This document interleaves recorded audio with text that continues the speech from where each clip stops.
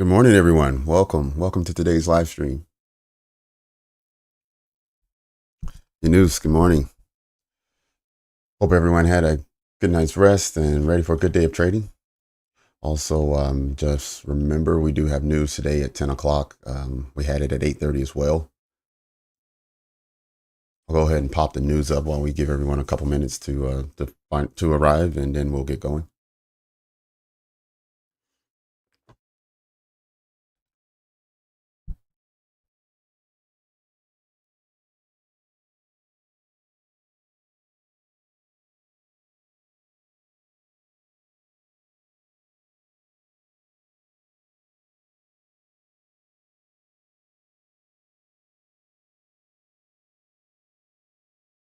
RVJ, D. Anderson, Brad, good morning.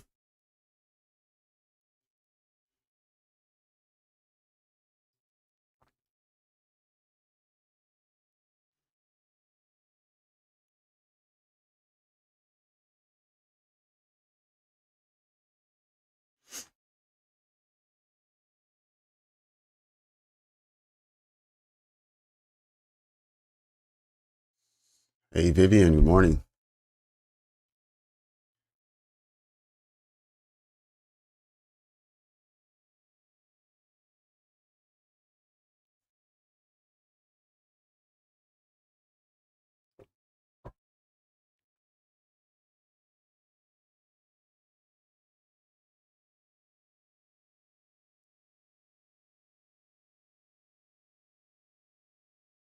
I started a little early this morning, so I'm going to go ahead and get my first refill of coffee, and then we'll get going once I get back. Just give me a minute.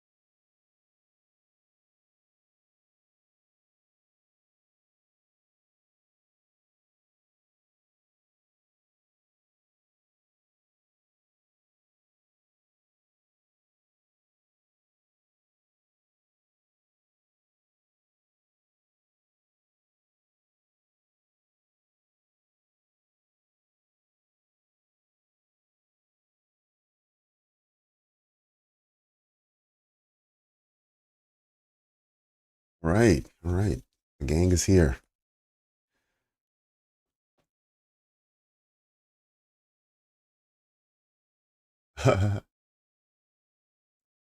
Oh man, nice trade, Brad.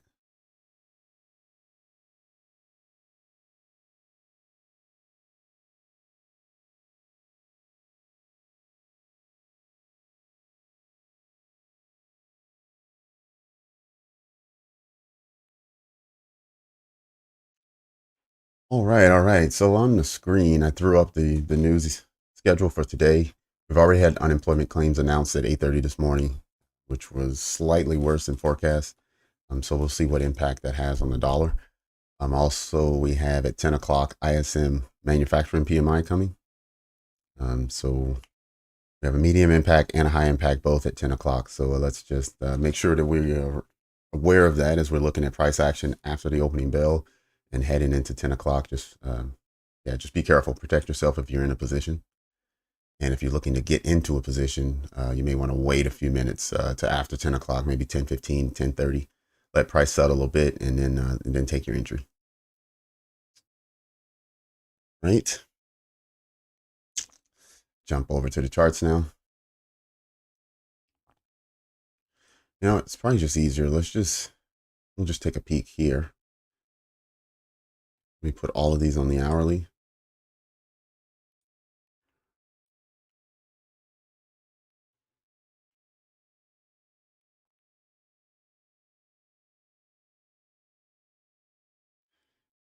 Haven't done that before, so this might be a fail, but it might actually work. So let's take a peek and see okay, so we got a little SMT here that we can see right here where we have a lower low being made on the Dow.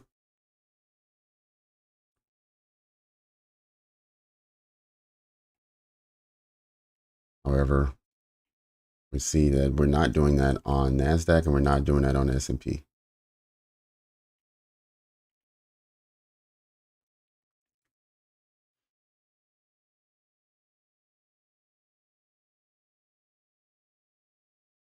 All right, so based on what I see in this S&T, I'm gonna believe the price is gonna be bullish. I'm not gonna be married to that idea, but as of right now, that's what I'm believing. So I'm gonna continue to watch and see where we land.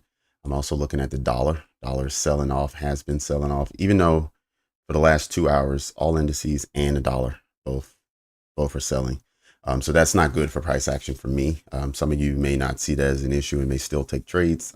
I generally don't take trades when those conditions are present, but based on the news event, I'm expecting the dollar to trade for this low.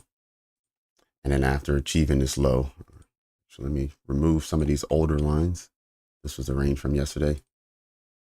After sweeping this low, then we'll see where the dollar wants to land, but it does have a fair value gap here that it can land before looking for some type of bullish momentum. Judging by the size of the candles that dollar normally prints, this will likely take some time to get down to. So that may be the daily range. But I generally check on it once an hour or so, or maybe a little more. And so I'll keep watching the dollar and see where it lands today and then how that impacts the other indices.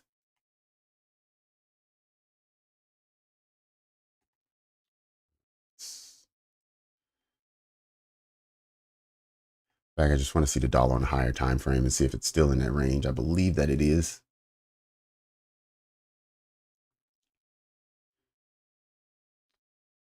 Okay. Yep. Sure is. So still in the same range it's always been in for the last, how many days is this? 6, 7, 8, 9, 12 days. So we're pushing on 3 weeks that the dollar has just been consolidating, sitting in this range.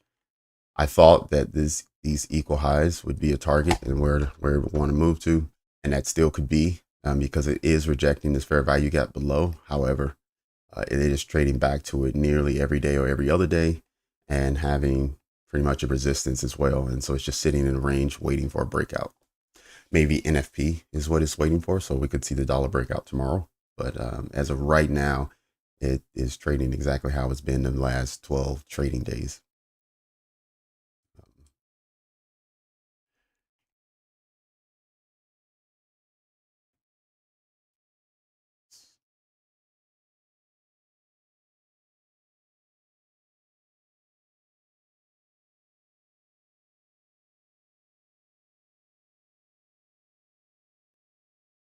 Yeah, I have a few sell side liquidities marked up from yesterday when we saw price pushing down. Okay, I can delete this one because price pushed down pretty much until 5 o'clock yesterday. Even after we got off a session at 4 o'clock, it was still melting down, and it eventually hit one of those sell side liquidity levels. But there's another level at 168 if we do see price rescinding more.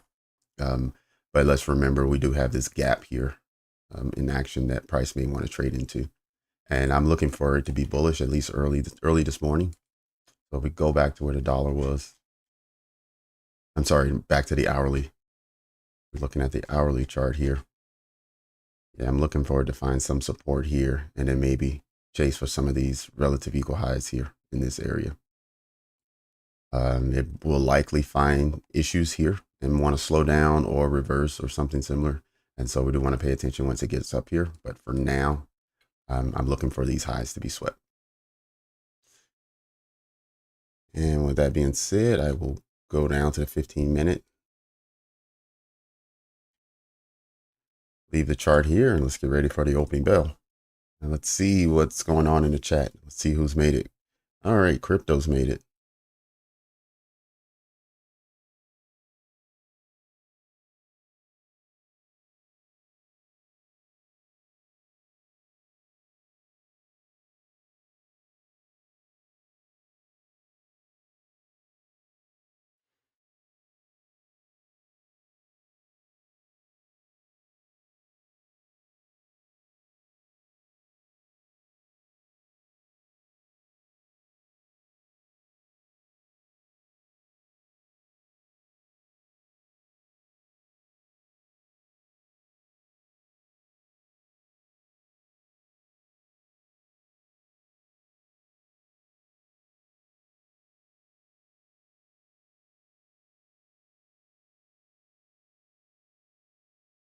Smart money concepts. Okay. Awesome. Yeah, Brad, if you wouldn't mind, if you're in the Discord, there's a indicator. That's like a conversation about indicators. If you could go ahead and join in there and maybe post your indicator to see if anyone else also would like to see the same one.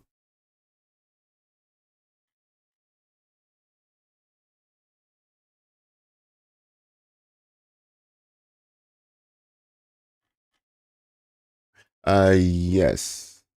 Anime. I'm looking for potentially after the news to trade. So I'm going to wait until 10.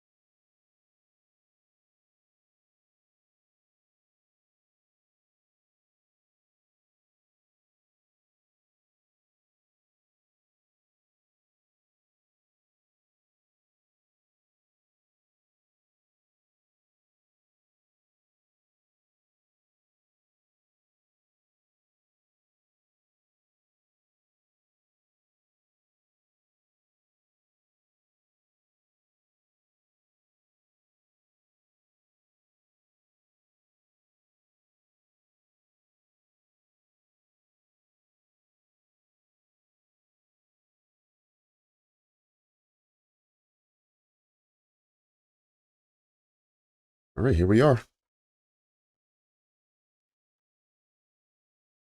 All right, midnight open test.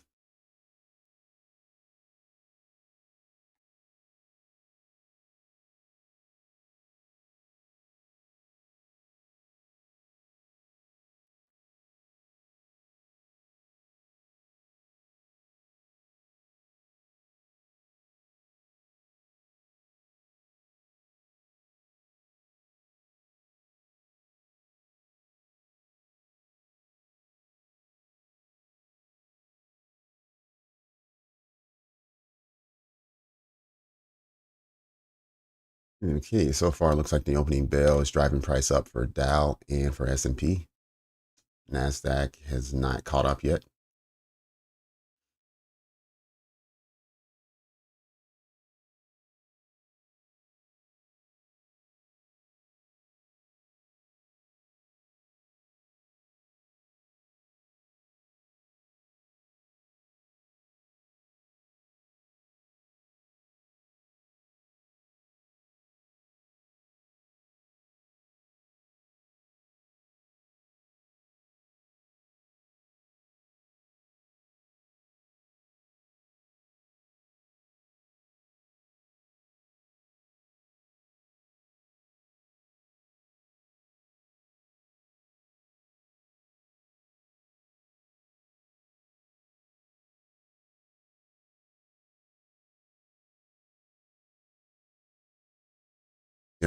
Oh, Brad, if you're not in the Discord, don't worry about it. I was just asking if you were.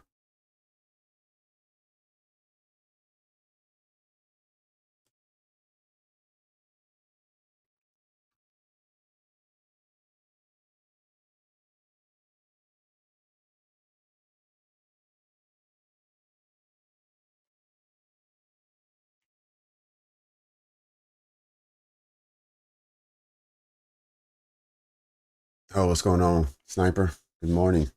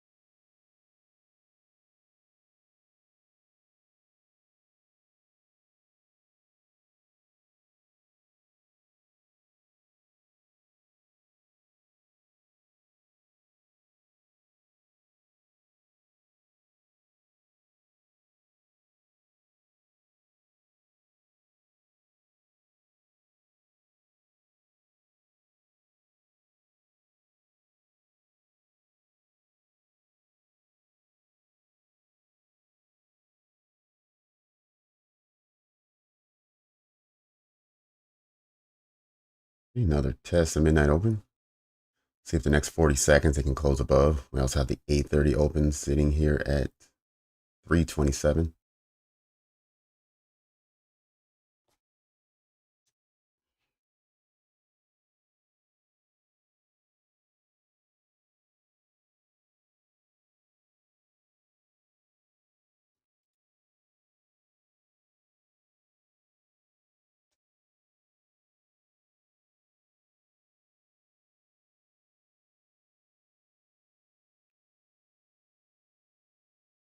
Okay, maybe Nasdaq wants to catch up now to the other two indices and start showing a bullish candle for the hour.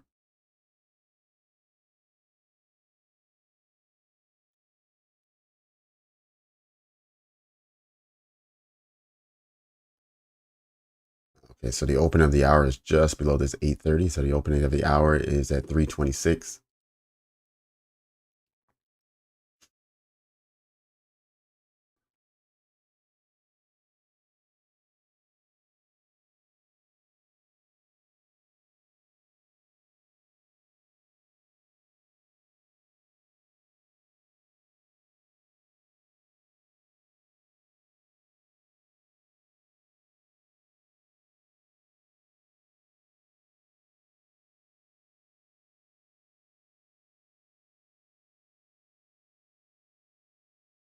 Five-minute breaker that was confirmed. You say at 8:10.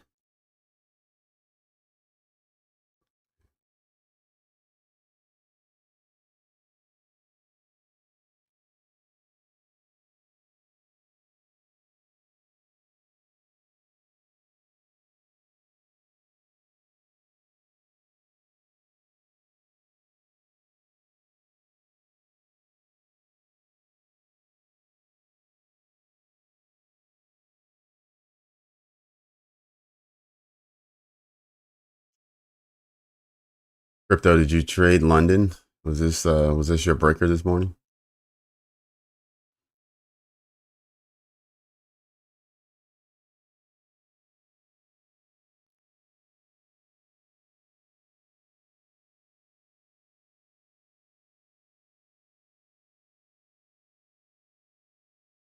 Just traded into it.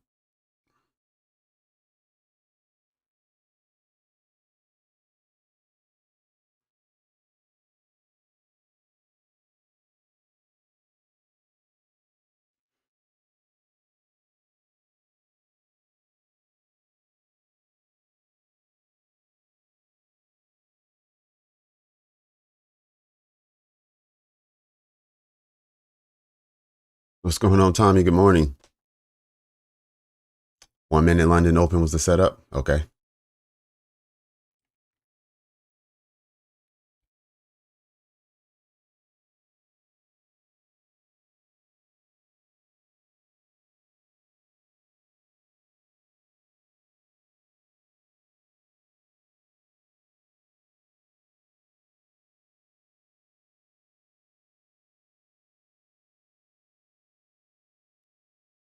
Yep.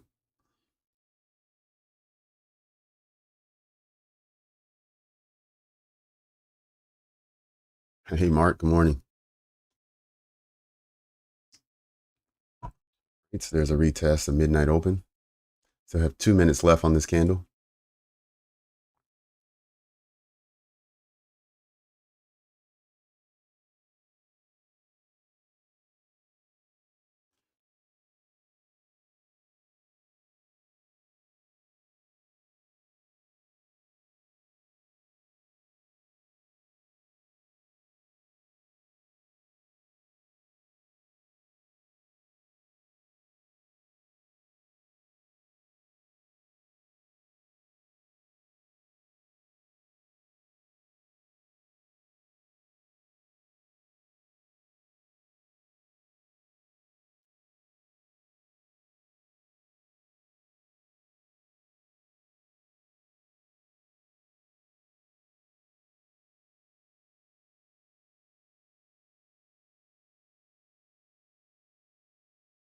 Bearish breaker.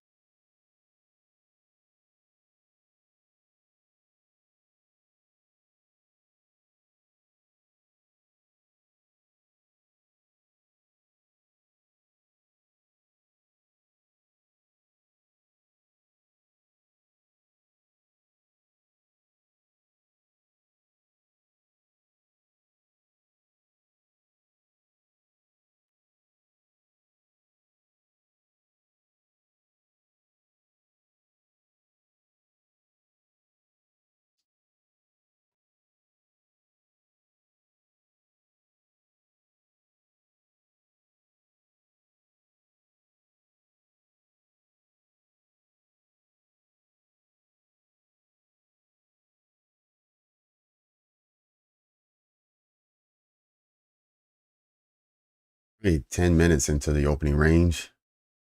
We've gotten bullish candle and now a bearish candle back down to the midnight open. And now it's collapsing back to the opening bell at 9:30. Right back to the opening value. 17,306.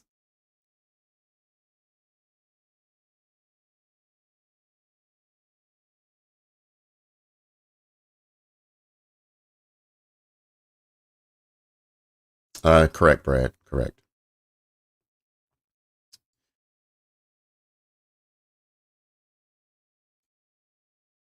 Yep. Thanks for that, Ray. You're right. We are in that CB on the 15-minute. We've traded about 75% through, and that was its peak was during London, and it's collapsed since. So now it looks like we're bouncing between a CB and a BISI on the 15-minute. So let me go to the 15-minute just so everyone can see that.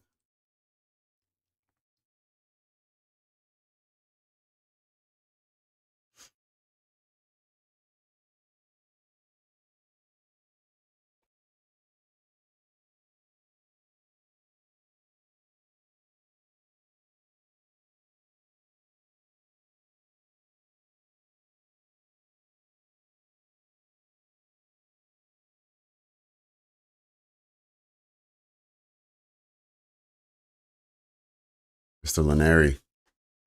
Hey man, good morning.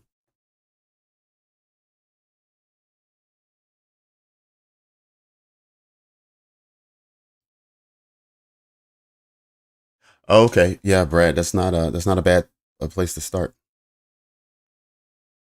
That's actually a good series. I think it's 3 or 4 videos.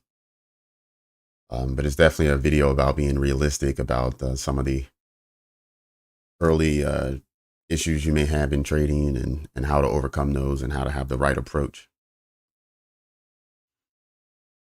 Yeah, you're right, crypto. That was as I look at it, I'm wondering. I was definitely thinking that you caught it.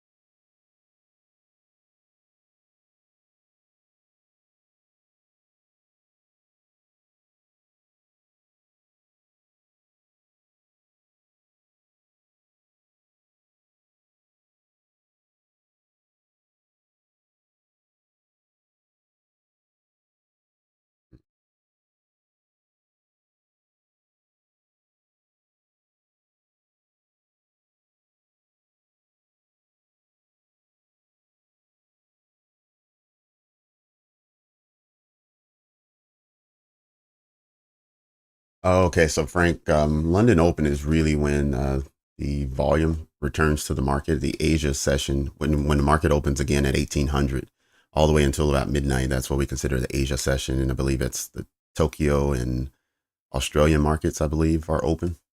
But for U.S. Equities and things like that, it's very low volume. So you usually, if you look at the market in the evening or before you go to bed, you usually see really small candles or gaps in candles, and it's just because there's not a lot of volume there. But when London opens, that's when the volume returns, and that's at 2 a.m., I believe, New York time. And so because of that, that's when a lot of the traders return to the market, things start to move. And that's one of the sessions that we review during the day. So New York will use the London session high and low and try to return to one of those areas, if not both of those areas. And that's in the New York AM. And if not in the AM, then we look for those as targets for the PM. So it's just one of those markers on our charts where we expect price to revisit and at least pull liquidity from, because if you have a session high or low, that's generally a liquidity point. And so that's why price likes to trade back to it. And so you'll see me, a lot of cases, usually I have this marker up on in the morning where we look at the session highs and lows. And as you can see, like for instance here, Asia made a high. Then it already had a low here, and this was the Asia high. Then we had the London session begin right here at 2 o'clock. And the first thing it did was swipe below and take out the Asia low. And the very next thing it did is it started buying up and it took out the Asia high. Right. And in doing so, this leg right here created the London low and the London high. And so when New York started pre-session at 7 o'clock, London high has been taken. London low is still open. But when you see bullish prices, usually the extreme low be open. Or if you see bearish prices, the extreme high is likely to be open. And so we're just looking for the session highs and lows to be swept, that liquidity be collected before price makes a move.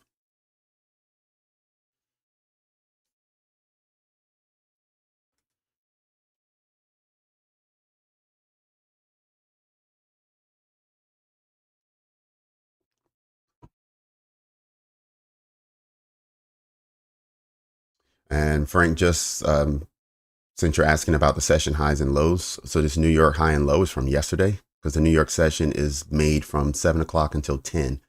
So this session is from yesterday morning, 7 to 10. So in about 13 minutes, you'll see this New York low. It'll shift down and likely be here, unless we put in a new low in the next 13 minutes. This is going to be the New York low, and the New York high from 7 o'clock is going to be here. So I want you to watch price is what happens. So wherever we end up landing for the New York low, we're going to be somewhere in this area probably. And as soon as 10 o'clock bell hits, the New York low will be established and you're going to see price trade down and take that low out.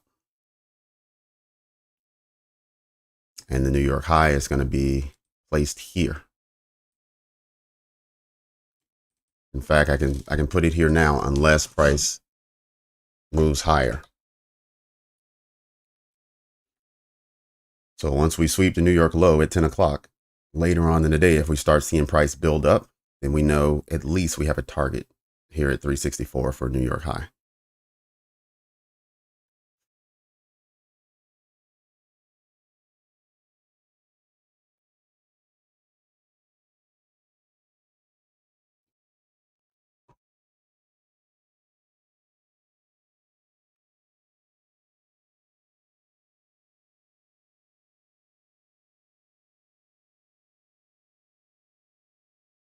Hey, Vivian.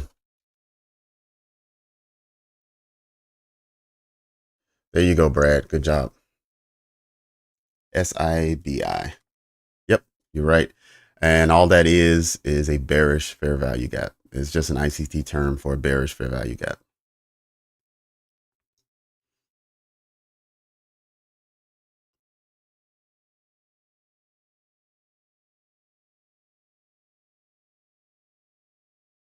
Fuego, good morning.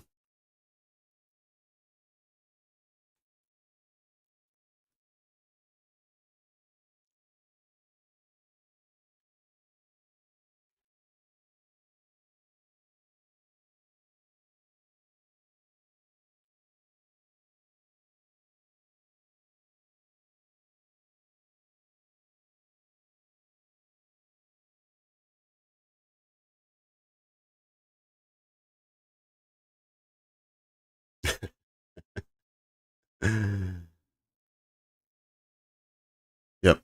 Yeah, Vivian. And then the opposite is a city or a,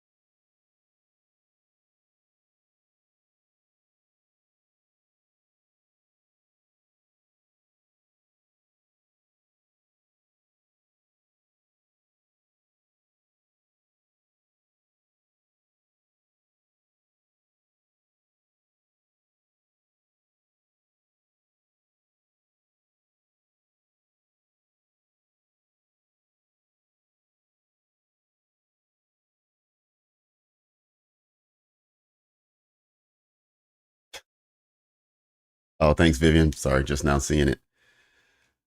All right, maybe I should go a little brighter then, more often so I can look a bit more youthful. We were talking about our age yesterday, and I do feel old.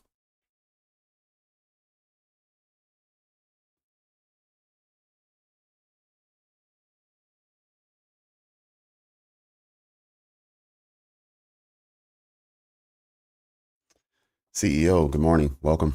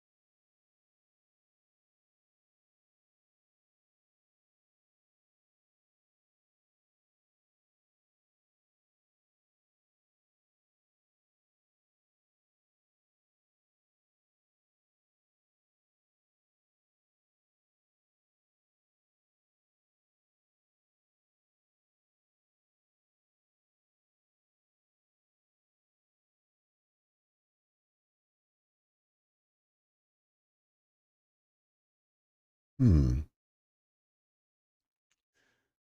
All right, dollar finally started to trickle down.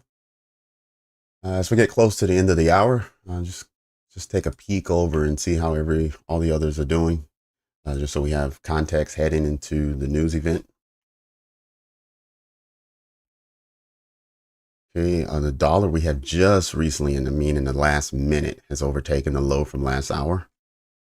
Looks like it's going to go ahead and take the low that I had marked out as a swing.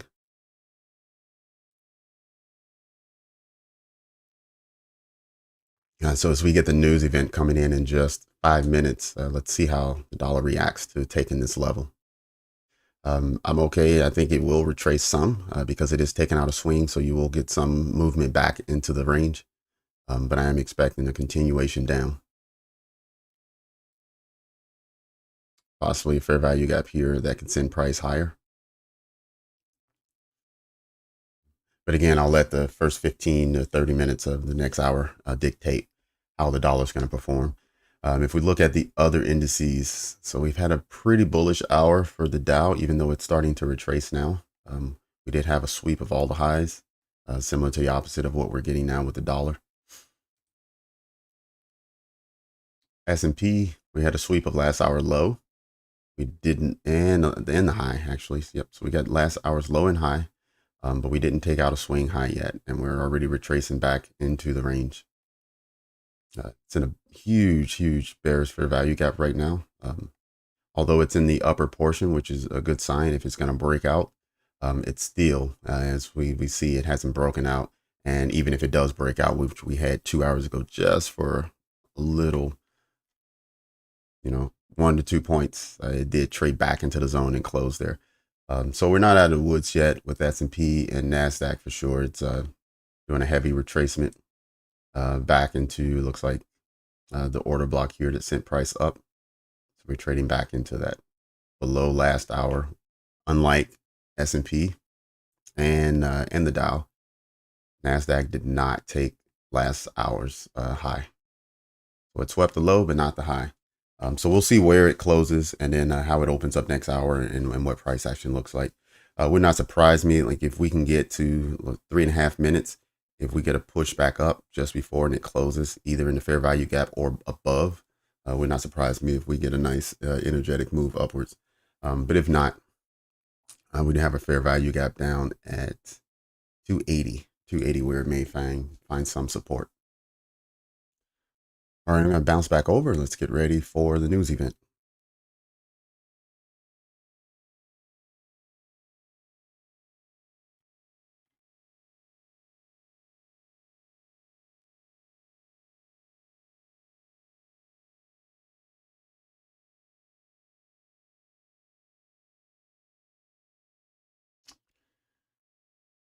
Okay, we've swept the opening range low.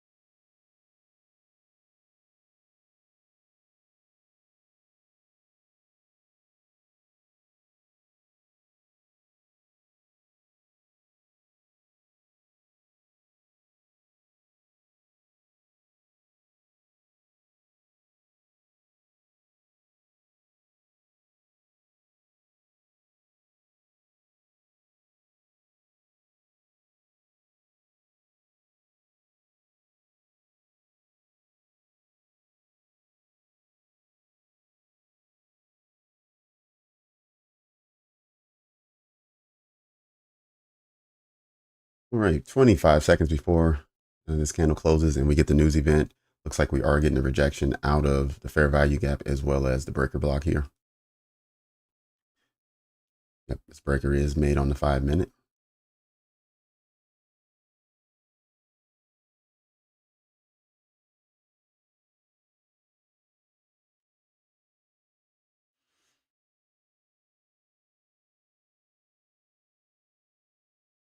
All right, wow, 1 second. New York low already taken. So there it is, Frank. I told you as soon as 10 o'clock hits and the New York low is established, that's usually the first target. If it's in that range, if it was up in here, then we would have targeted the New York high first.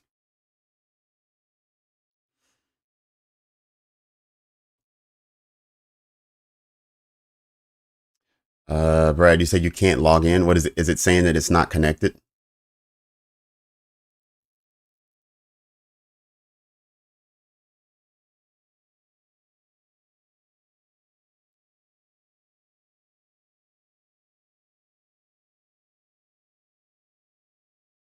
Oh, Brad, sometimes you know how when you go into Tradovate and you have to connect it and say, hey, I want to use TradingView as one of the options you had to do.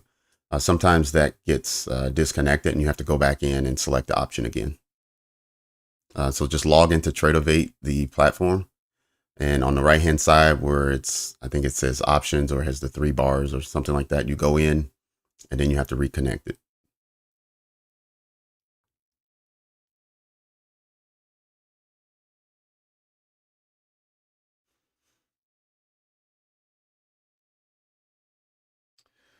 All right, so instantly at 10 o'clock, we had a jolt of energy down to the new day opening gap, also taking out the New York low, sweeping through the breaker block, both fair value gaps. And now we just want to see where it closes. Let me move up a time frame to the 15.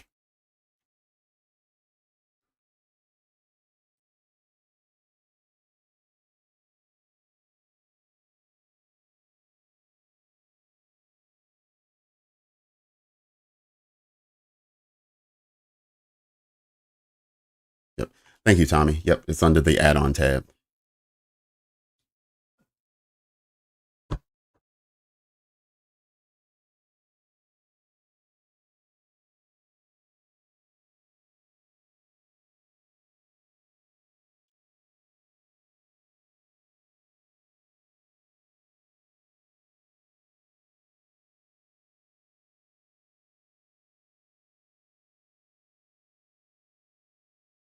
Let's go back to the 5-minute. I do have something to mark up here.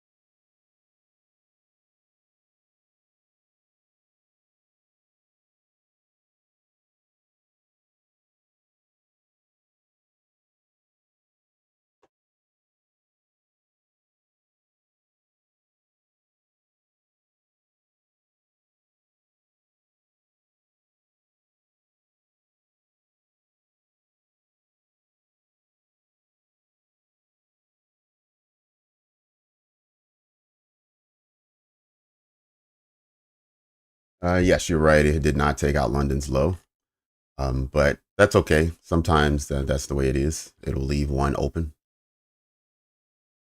especially if it's moving in the opposite direction. I'm not going to say this is every day the case, but in a lot of cases, it's the way it is.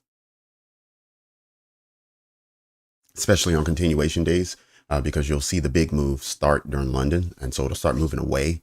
We will get a retracement oftentimes in either pre-market or New York Open. But then from there, you get a continuation from the London movement. And so you don't always get a full retracement. So it's not uncommon for that extreme value, that extreme session, low or high, to remain open. But if we are going to go bullish, yeah, I would expect that this London low could stay open. If we were going to go bearish, then I would expect this New York high to remain open.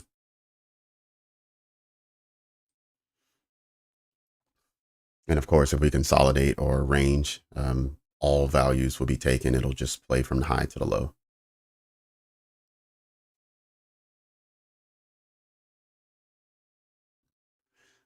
Yep, but we still have another 20, 25 minutes before I start looking for a setup. And so I'm gonna go ahead and let price settle a bit, and then we'll see which values are still open. We'll see which fair value gaps or which PD arrays are still relevant when we get to that point.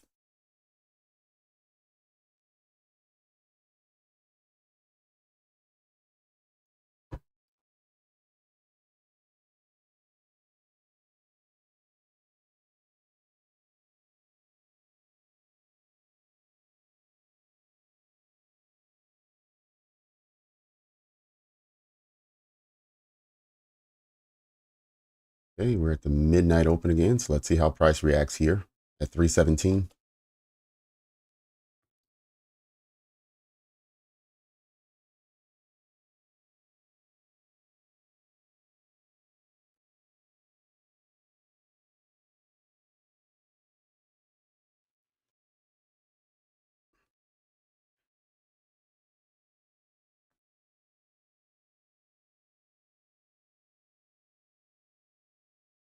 And I'm going to take off the session highs and lows since they all have been traded into except New York high and London low. So those two values I'm going to leave up. So we have our London low and the New York high still there. We can see that we're basically trading in the middle of that range. Oh man, let's see if this midnight open is half of it. Okay, not quite. It looked like it.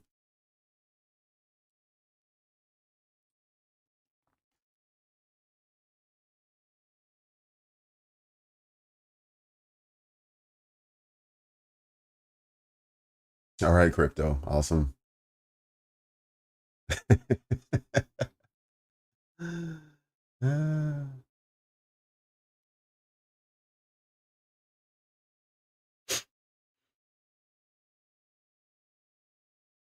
All right, Slash, welcome.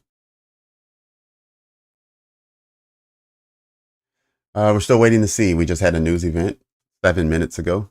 And so we're still waiting to see how price reacts to that. We got a big dip down. As you can see, the last two candles, this is the 5 minute. Big tail on the last candle. Traded through one breaker into the second, into the new day opening gap. And now we're seeing higher prices. So far we've seen a range of 50, 60 points already in 8 minutes. Okay.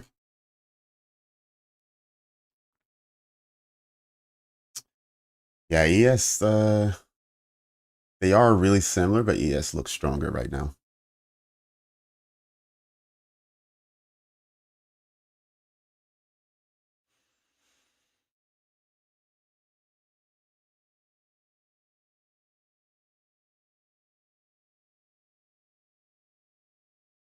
Look at that. All right, New York high, you're within range. Let's see if this breaker can be busted through and traded above and closed above.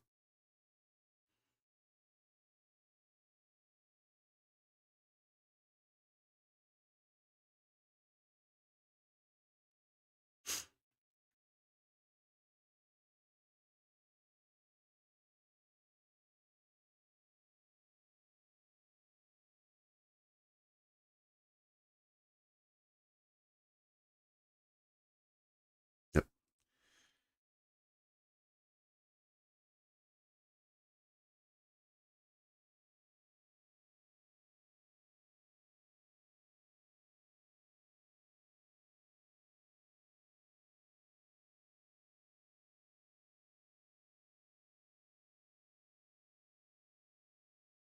Okay, new daily high on the S&P.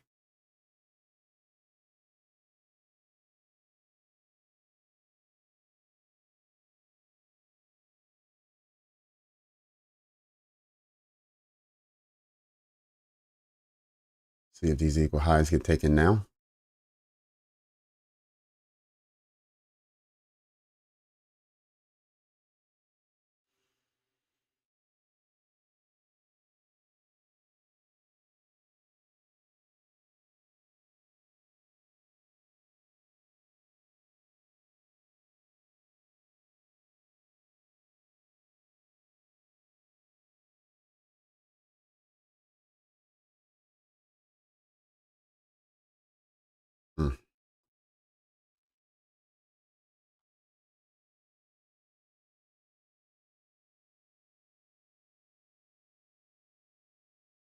Hmm. All right, Brad. Excellent. Excellent. Yeah, that happens sometimes. I mean, I've had to do it several times. So maybe it's once a month or something like that. You have to go and reconnect it.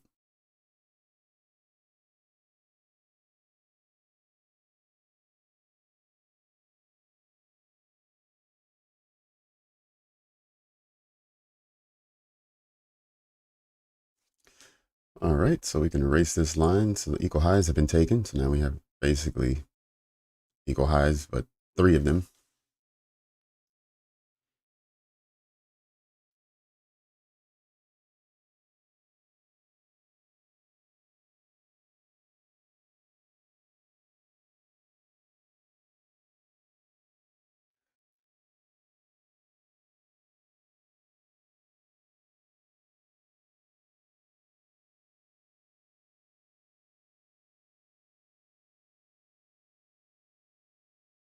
Okay. Yeah, Brad, that could be it. You're right.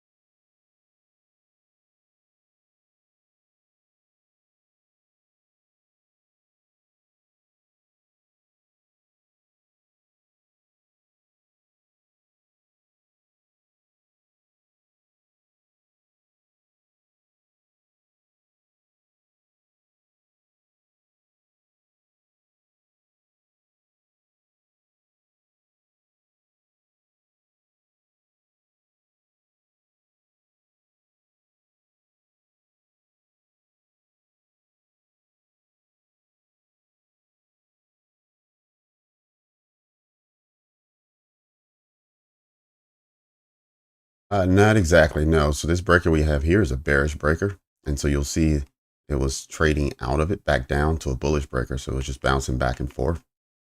So we want to see it break through and close above to invalidate this breaker we're in right now. From there, we can start targeting the New York high.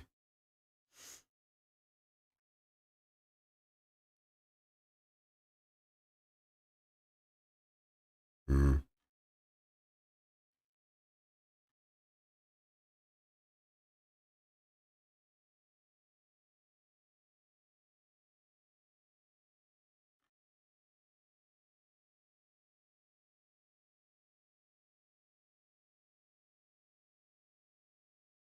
Yep, that's what price does. You get right close to where you might have had a target or you wanted to exit, and then it'll start retracing or it'll start consolidating on you to see if you really want to hold that position. Yep, crypto, you're absolutely right. Breaker to breaker. I keep thinking about these quotes that you keep saying as I see things form on the form in the market.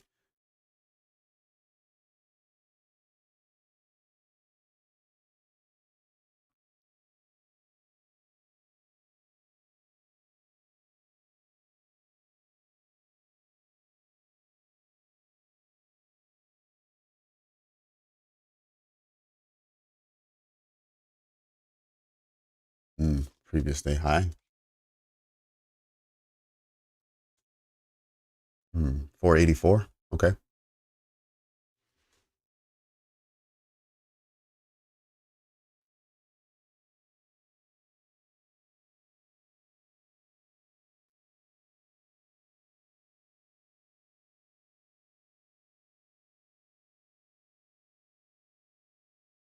3 more minutes.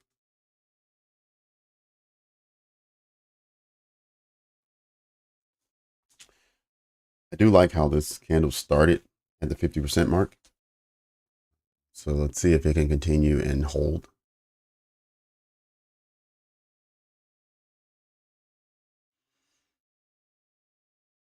All right, Dow has also made a daily high. So once again, waiting on Nasdaq to catch up.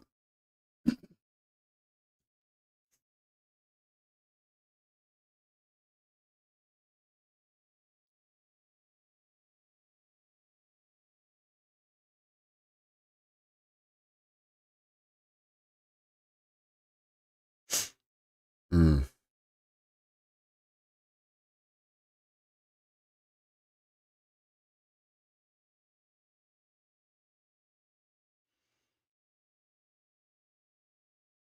Man, sorry about that. Next, I've been there. I've been there. I've made a monster trade only to realize it was a simulation account and not my evaluation. So yeah, sorry about that, man. It happens though.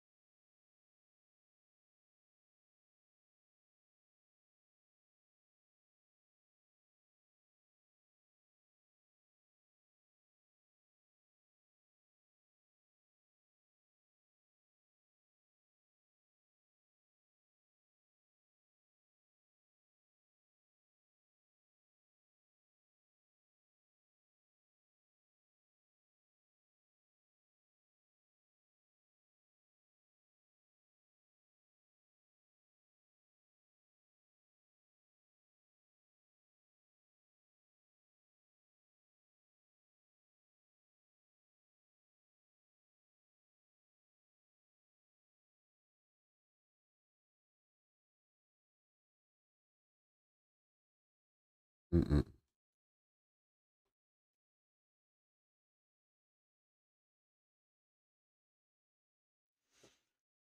30 more seconds on this candle. Let's see how it closes out. Pretty much a doji right now, undecided.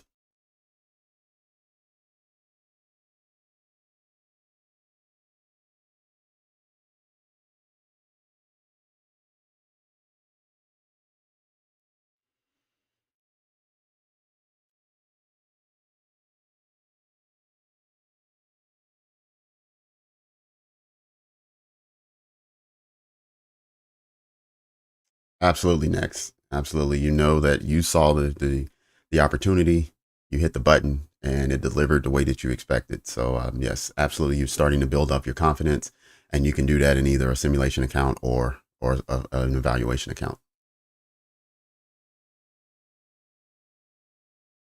Hmm.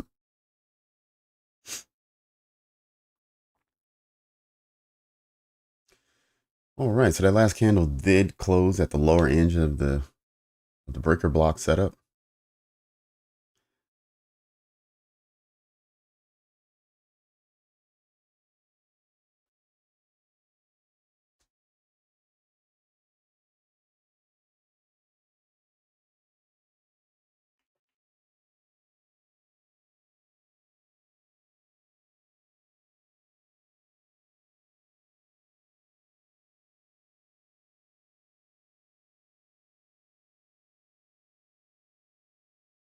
All right. Keep in mind when we traded up here, and we had the equal highs. This candle 10 minutes ago pierced it by one or two ticks. That's telling me that price is coming back to this level. It's not done yet. If it pushed through 5, 10 points and then started to retrace, then I'd be looking at something down here. But for it to just pierce it by one and then start a retracement, it's going to go and collect some more orders and then come back.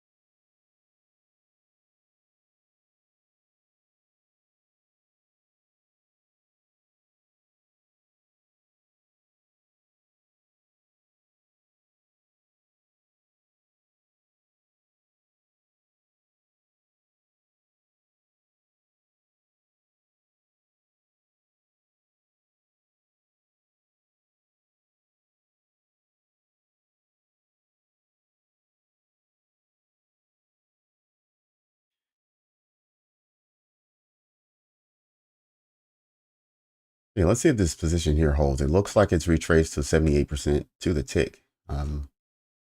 Let's see how it closes, whether we stay above the midnight open, which is right at the 71% level exactly. The sweet spot of the optimal trade entry. Remember, the optimal trade entry zone is from 61.8 down to 78%. 70.8% is the center.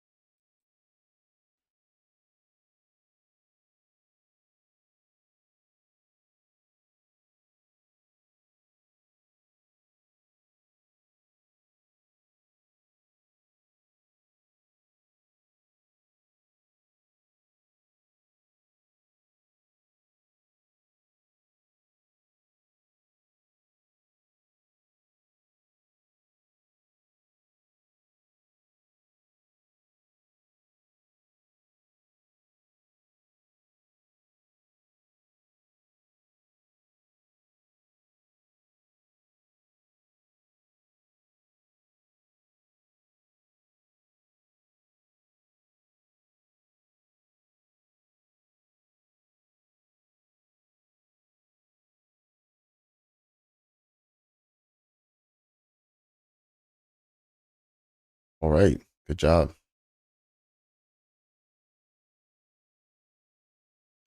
Okay, Kendrick. Thank you.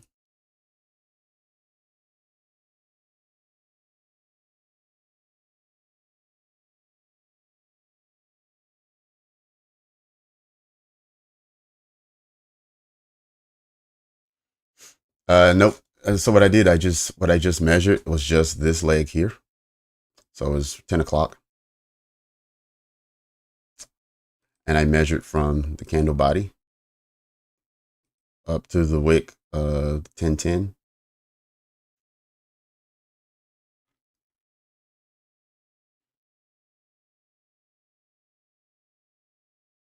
And if I'm not mistaken, I feel like I got this from ICT, but I may not have. But I feel like he starts his at the candle body.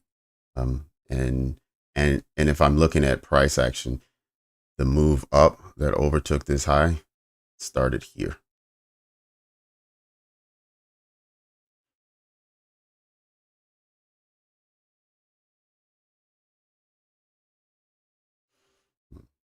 But if I did take it from, sometimes what I do is I'll try both and they both tend to work. It's just if you look at, if I took it from the wick, just past 50%, so just past equilibrium, and then you saw the move the other direction.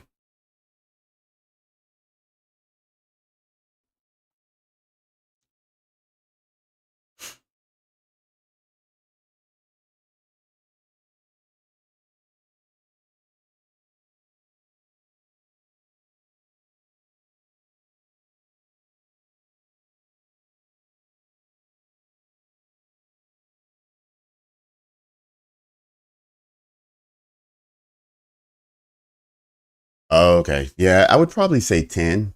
He always speaks about New York session being 7 to 10. So what he likes to do is he likes to get pre-market, and then he wants the first 30 minutes of the opening range. So it's 9:30 to 10.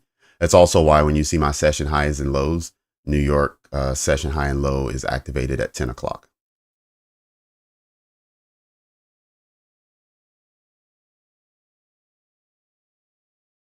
Mm. But yeah, crypto. So what I do is I start on the candle body, but I finish at the wick. I do take it up to the wick.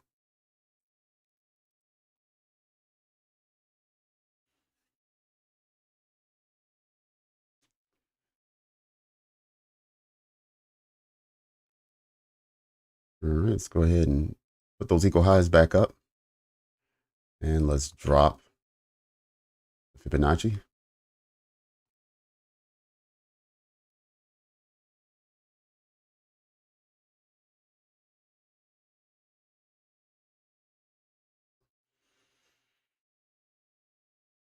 Yep, so we had a retracement to 50% of this entire leg all the way down to the wick, or 78% of the candle body. We also had a retest of the midnight open.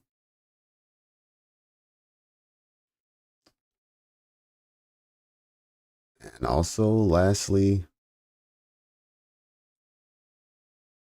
on the 5-minute, we also traded all the way through the fair value gap and back out. And if we close above, then we would expect this one to potentially remain open. All right, there's the equal open, and it's been pushed through by quite a bit. So I'm gonna go ahead and drop that. Let's see if we get a daily high, like the other indices have already done.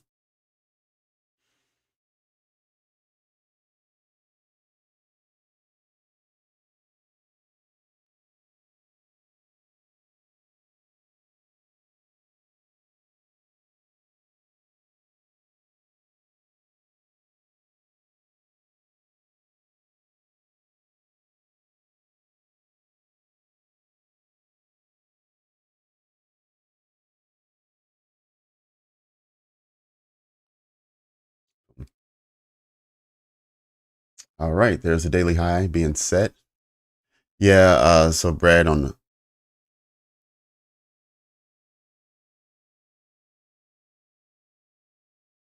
the, I'm not sure how many people joined in. I know I didn't. I didn't join. I did mark up where the optimal trade entry would be. I had a Fibonacci up as to where we were looking for a retracement to happen. But no, I did not join.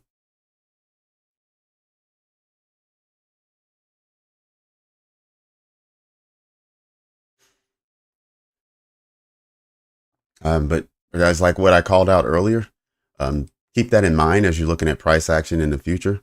When you have equal highs or lows and price comes and it tips it by one tick, and starts a retracement,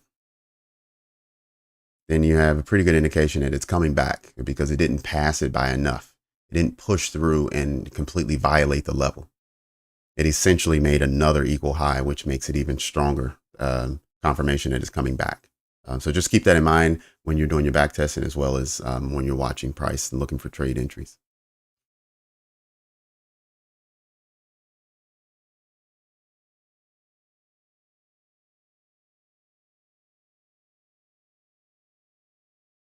All right, D. Anderson, good job.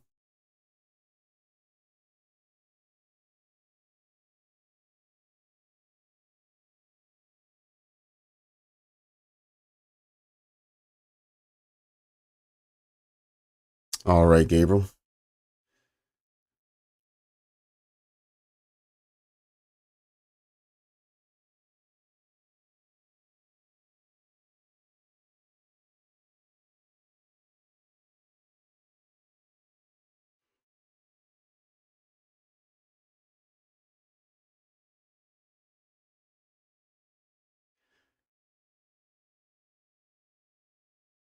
All right, so the most recent comment I made was related to Ray's comment about asking if anyone joined in that pullback. The pullback was this retracement we all saw coming back. That was the question that was asked. Let's see.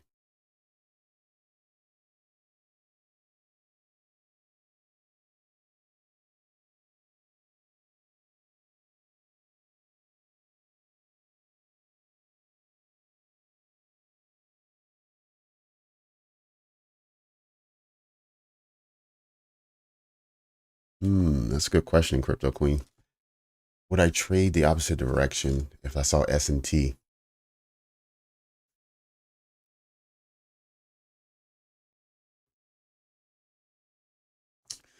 Um, it's funny. I can't. I mean, I can hypothetically answer that, but I can't answer it with experience because I'm still getting used to SMT. To be honest, I haven't really paid a lot of attention to SMT until maybe about a month ago.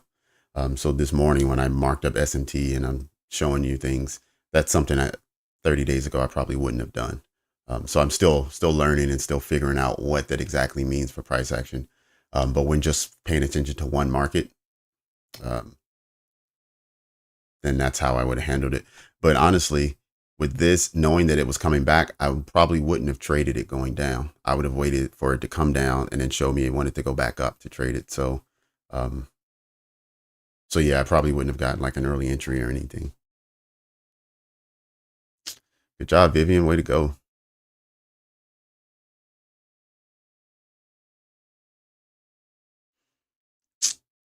Vivian, I think so. Vivian asked, "What are the spreads like um, on Top Step?" For the most part, the spread is one tick, 1/4 of a point.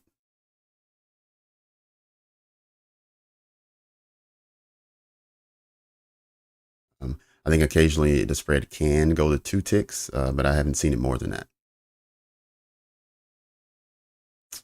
Oh, he has a new one. Okay, I'll check that out. Thank you, Crypto Queen. I'll check that out.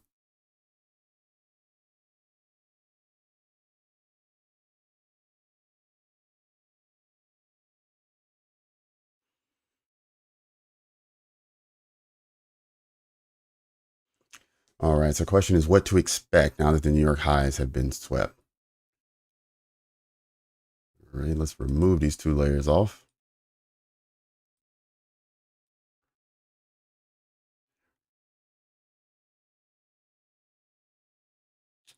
Okay. First things first, we need a closure above.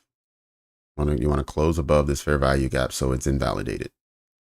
Until we get a closure above, we still can sell off, and this could just be us reaching a high, and then you see us start pushing for lows, and then we go for the London low. Right, so we do want to see a push above and a closure. Since we're on a 5-minute chart, so this can happen really anytime, and you can see we've basically butted up against it. But I'm going to look for other levels.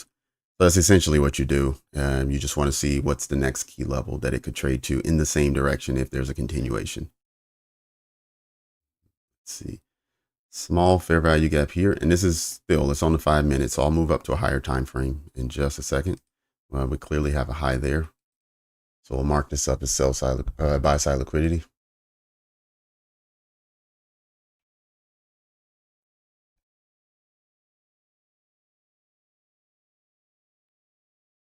All right, I don't really see a lot of PDRAs here still. I don't, so let's go up a chart.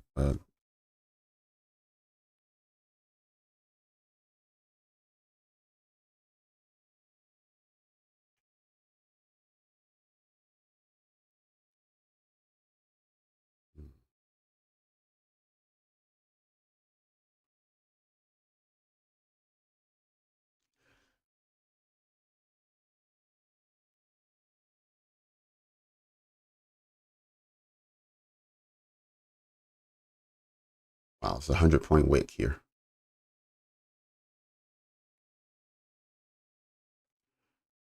Go ahead and mark up the 50% mark here.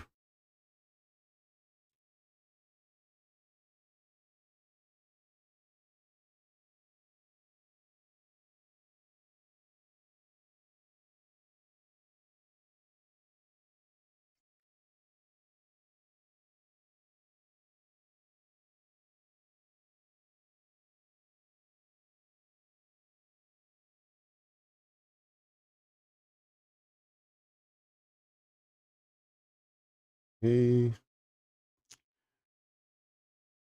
All right, so that gives us another 100-point range with 2 targets if price wants to continue higher.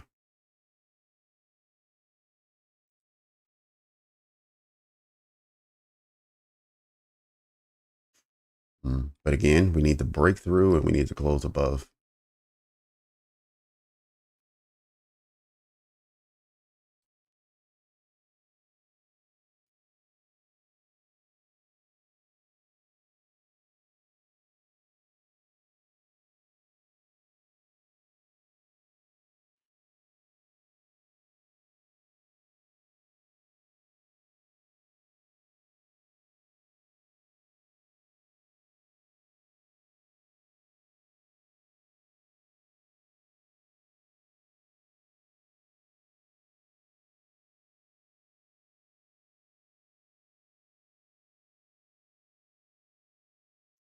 Who was that? And Vivian, this is Topstep right here, so you can see what the spread is. It just bounces back and forth between 1/4 and half a point, so 1 and 2 ticks. I don't know if you've ever seen me scalp at all, but generally when I do a scalp, I will have my target take profit at 5. So I'll usually do a 1-to-1 of a stop loss of 5 points and a take profit of 5, but I'll do a take profit of 5.25 just to cover the spread.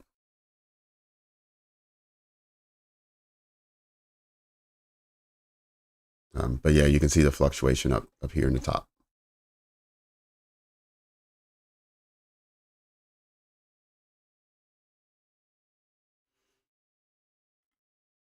Oops, let me try to get through all these comments.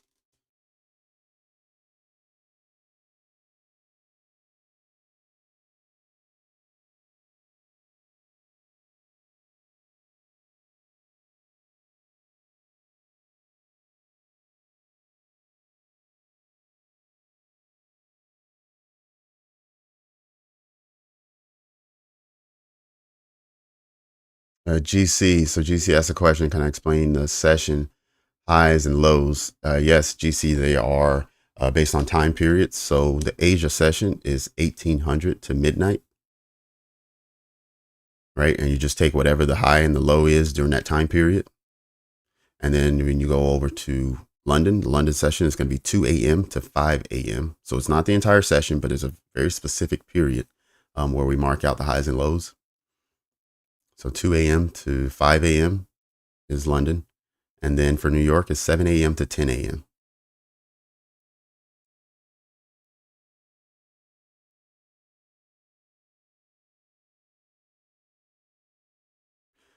Yami, yes. When I say closure, I mean I want the candles, so the end of the period. So I don't want it to just peak above and then trade back into the range. I want it to trade above, and at the end of the candle, I want it to close above.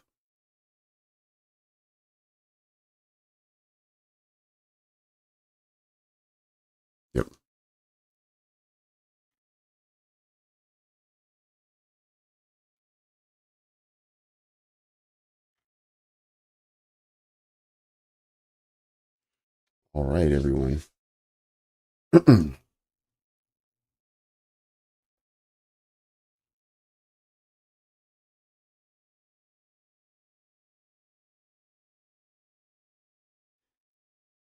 just quick peek at where the other indices are. We can see the Dow is still out in front, still leading. It was the only one who made the lower low this morning. So naturally it had more energy to the upside. Others had already started its move up because it never made that low, and so it's just been a little slower. It retraced a bit more, has some nice wicks down here, but at least on the S&P, we saw a good strong push well before we saw Nasdaq reach its high. It's probably half hour before. Nasdaq waited until just 10 minutes ago before doing anything.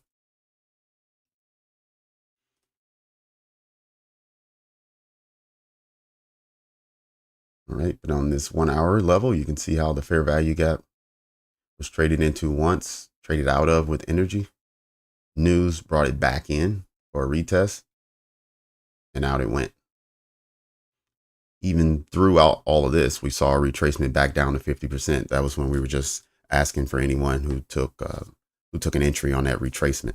So we saw it push all the way up. We saw it retrace 50%, and then we saw ultimately these highs being taken afterwards.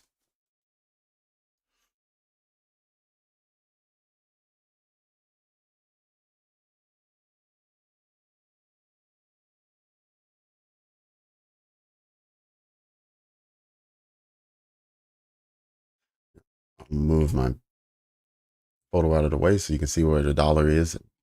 News drove the dollar higher than last hour, took out last hour's high. I mean, we can see now it's trading back or near its opening range, or actually exactly its opening value.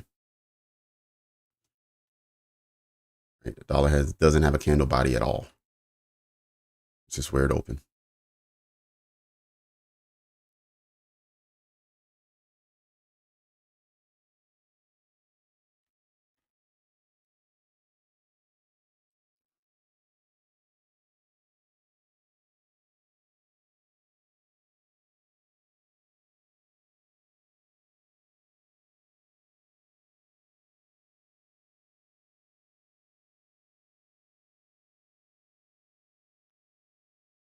All right, I can get rid of this breaker here. We did trade above and close above.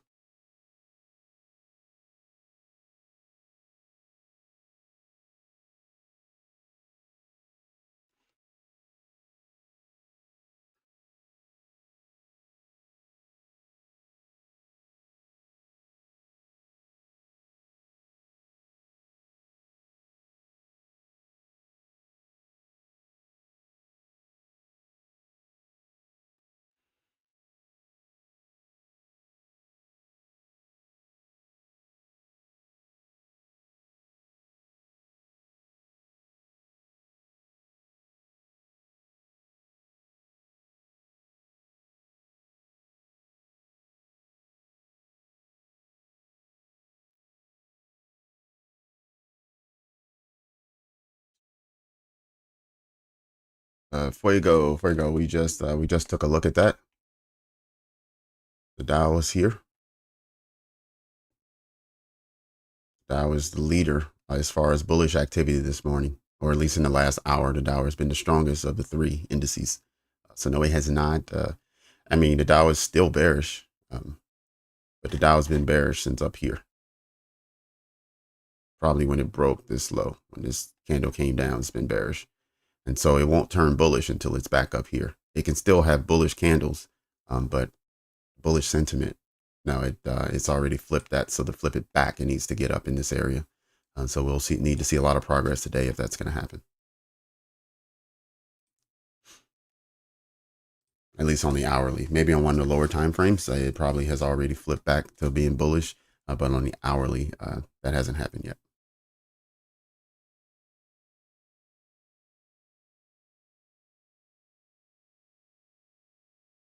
Nope, no, I wasn't looking for anything until after 10:30. So I wasn't looking for anything prior to that.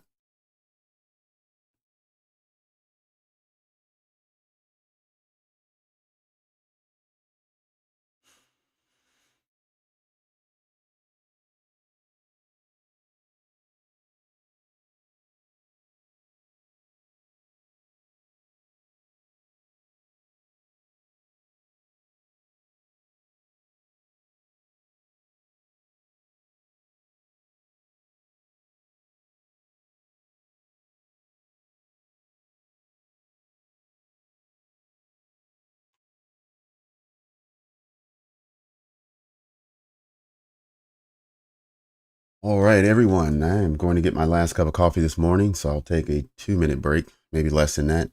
But if you could do me a favor, go ahead and hit the like button. We only have a handful of likes for this session with 90 people in the room. So go ahead and hit the like button, please. Make sure the YouTube is promoting us to other traders and other people searching for the same things that you are, and that they can come and join the session and see if it's something that they want to belong to. Step away for just a moment, and I'll be back. Thanks for your help in that matter.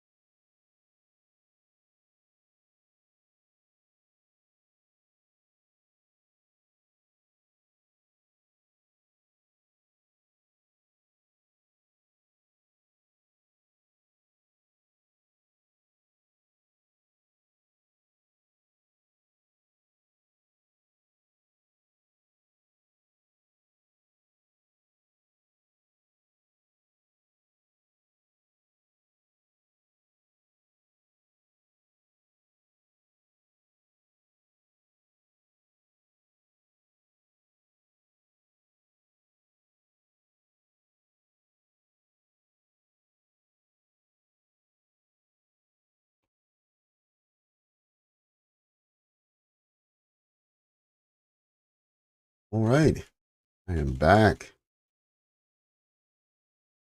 Got another hour and 15 in our session this morning. We have news behind us. Let's see if we can break out of this range here. This range has pretty much been going on since around 3 o'clock this morning.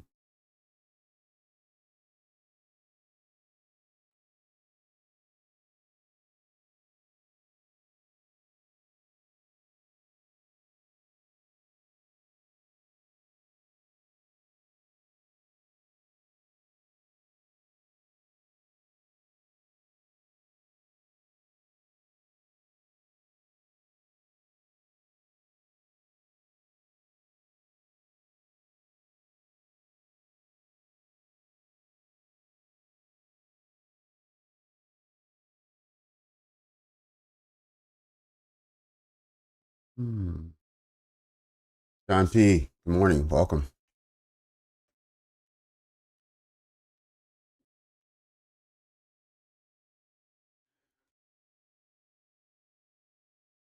All right, so now I have a return to the 8:30 open, it looks like. Well, let me mark up half of this wick and see if that's where price is going.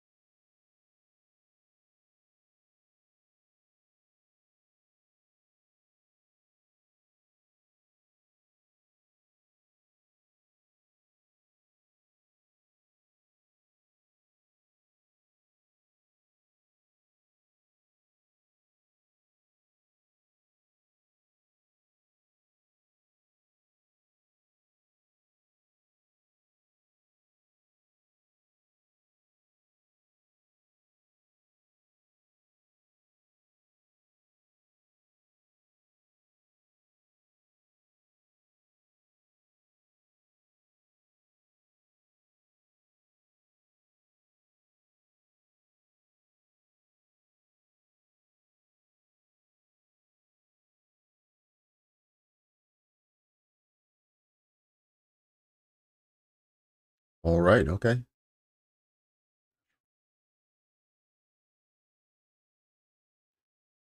Good job.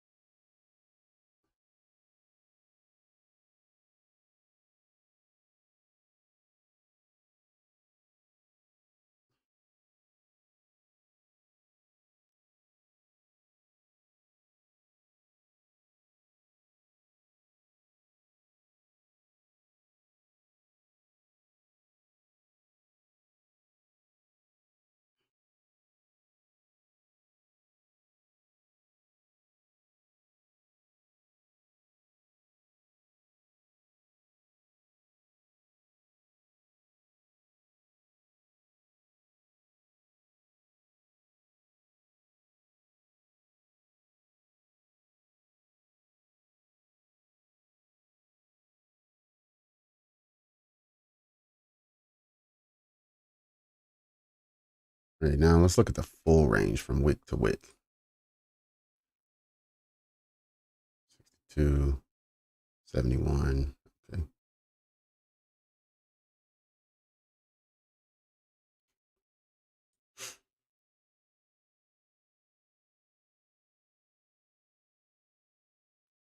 All right, Gavin. Yeah.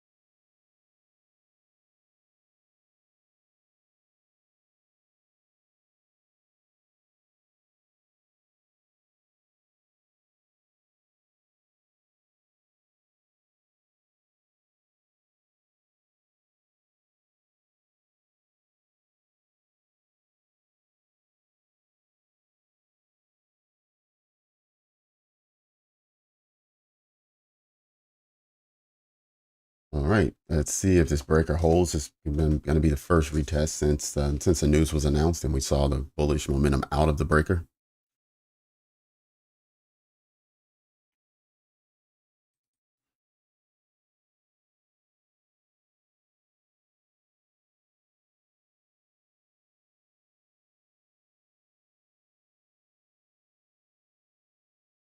The breaker doesn't hold, then obviously we have the new day opening gap sitting just below us in the yellow, and we also have the London low, which has not been traded to yet.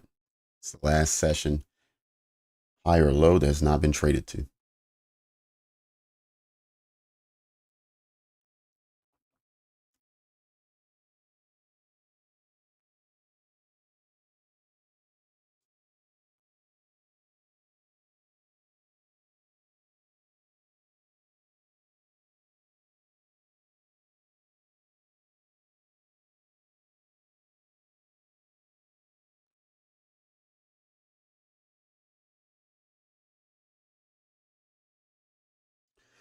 Yeah, Ray, you're right. But I wonder, also, I mean, if we think about a news event, mm, we kind of got a same as FOMC where you get a fake out move, and then half hour later you get the second half, which is the opposite direction.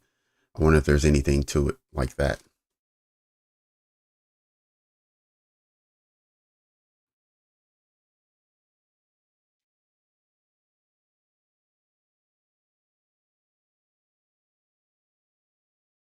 The pivot happened at exactly 10:30.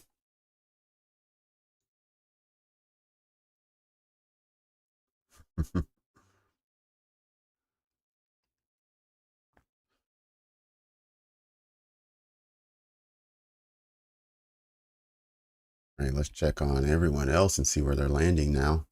We still have the dollar melting down for the hour. We got another 3.5 minutes before the hour closes. But yeah, the dollar's melting down. All three indices are selling at the moment.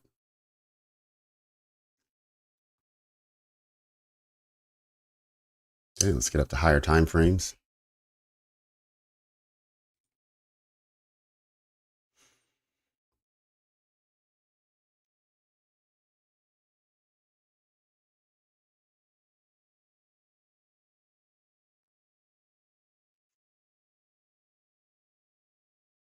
Yep, so far the Dow is holding firm. It may be because it's already swept the low, so there's no place for it to go lower than where it already has been.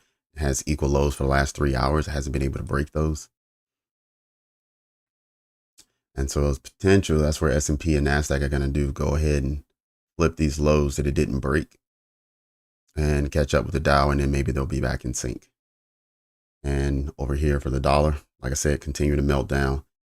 At the news, there was a big buy up and then a complete meltdown from there. So we have 2 more minutes. We'll see where all these candles firm up and close their candles, and then we'll see how the next hour opens.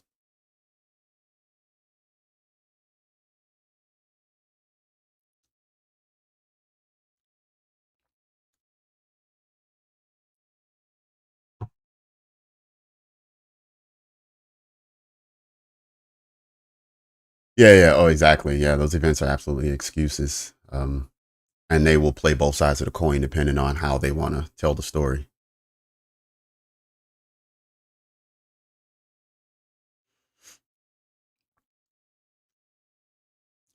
If price reacts to one of the news events, then they say it was the news event that drove price. If price doesn't react, they say it was already baked in and the previous day's range had already considered. It's, yeah, it's, I don't trust anything they say.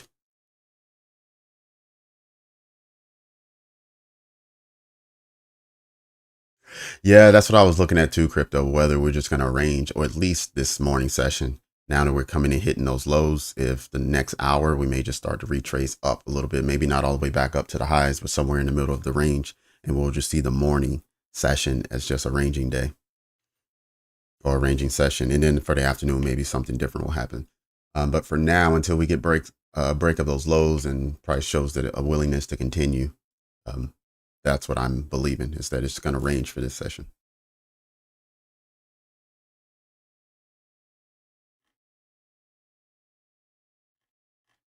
All right, crypto, good job.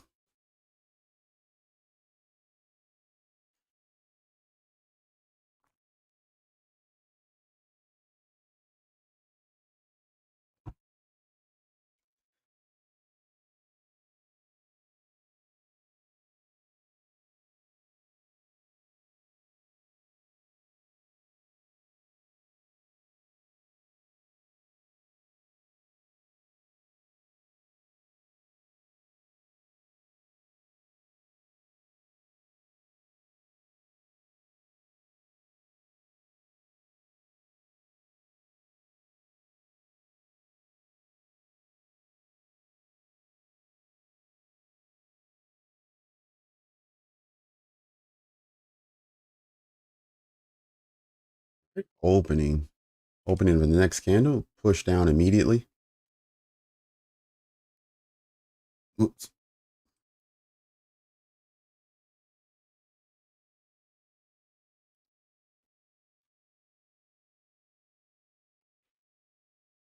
A complete retracement. So we get rid of the Fibonacci, violation of the wick. So we get rid of that. And there's the London low. We're so close to the London low. That was the last session swing that hadn't been traded back to.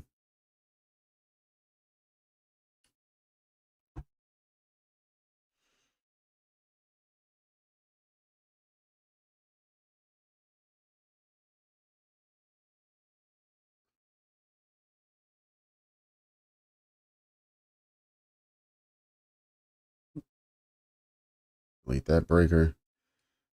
It's been still valid. I believe that's on a 5 minute. Just make sure. Yeah, sure is.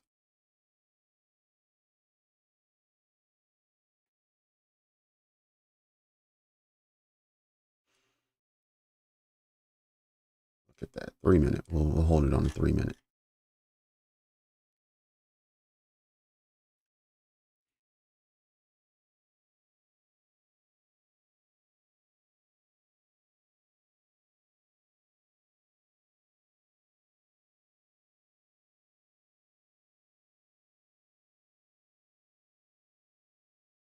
304. Okay.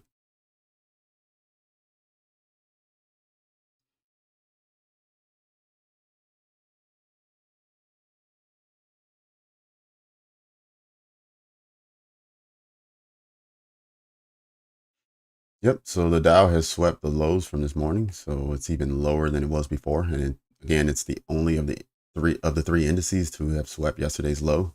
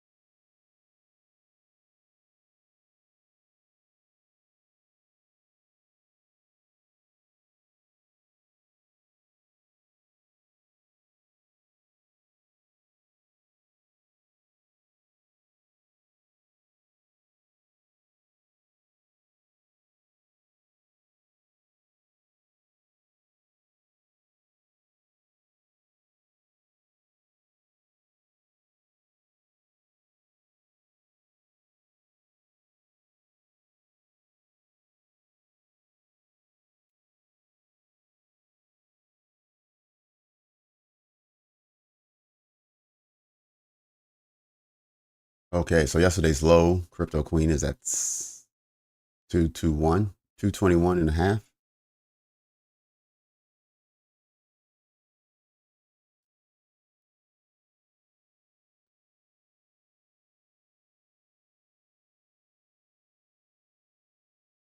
We go ahead and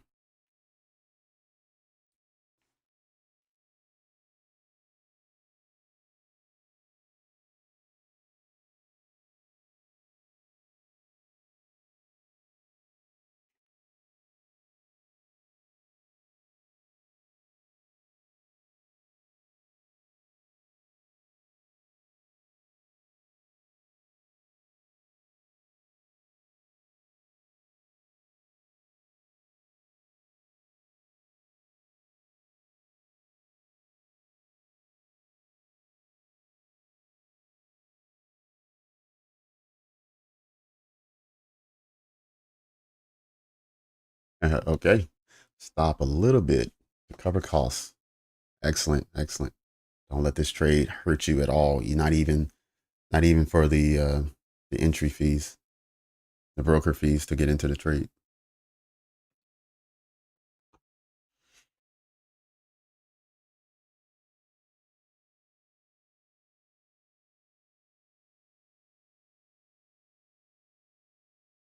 I'm not sure, Brad. So I'm looking to see.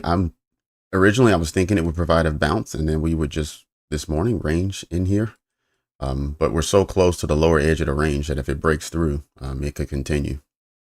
And so that I'm not sure of just yet. But it could bounce, and that's why I put the Fibonacci here. So if it does bounce, we can see what type of retracement it's doing and start to come up with I guess, an expectation of when that bounce may end. I mean, because there's no doubt about it, price is for sure bearish on a lot of time frames, especially the higher ones. And so we have to be aware of that. Even though we see bullish prices and we see it moving and taking out some session highs, that doesn't mean it's going to go for all-time highs or weekly highs or any of that. At least not right now.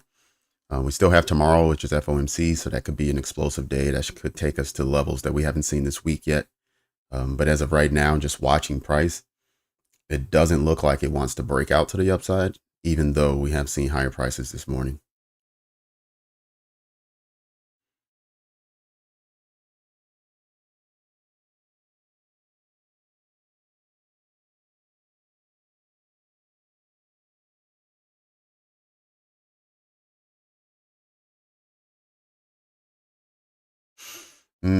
Okay. Yeah, I measure my R from my original stop loss. So if I move my stop, it's still based on whatever my original stop loss was.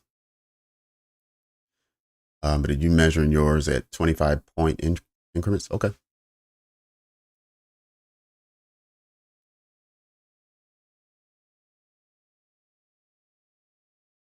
Oh, okay, Shark. Awesome, awesome. Oh, look at you with a new name, Shark Trends now.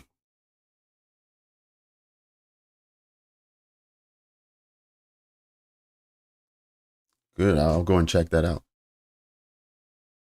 Midnight.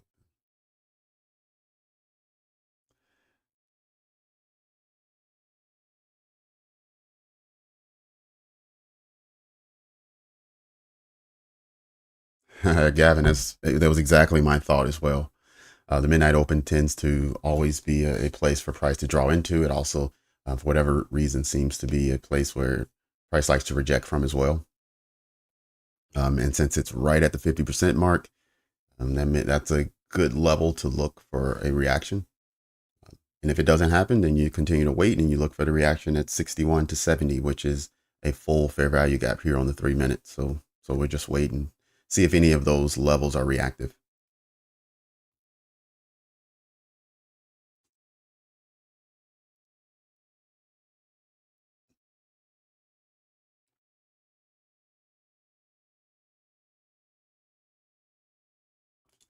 Yep. So everyone who's in the Discord, Shark Trends said he just posted his thoughts in there about the days and the day and the week ending. Um, you'll probably see a lot of him in the Discord. He's been helping out quite a bit with getting everything up and running and greeting new people and just making it a better experience for everyone. So go ahead and check out his thoughts that he put in. Leave any comments that you have or ask questions, and let's see who else has something they want to post.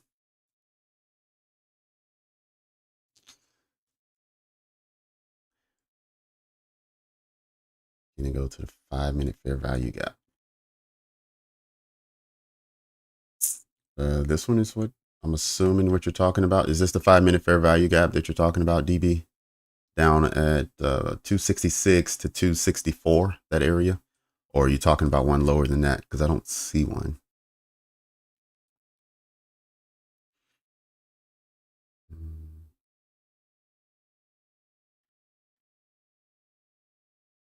Because I didn't drag it over, but yes, it's still valid, and it traded into it last during the last candle.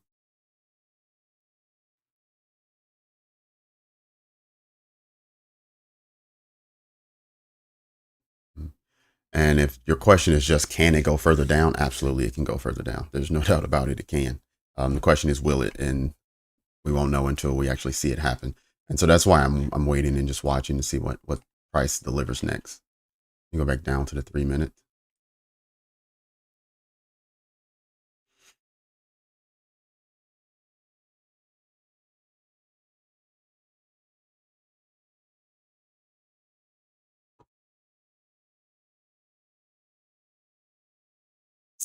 Oh yeah, good to see it rejecting out of here. Yeah, for sure.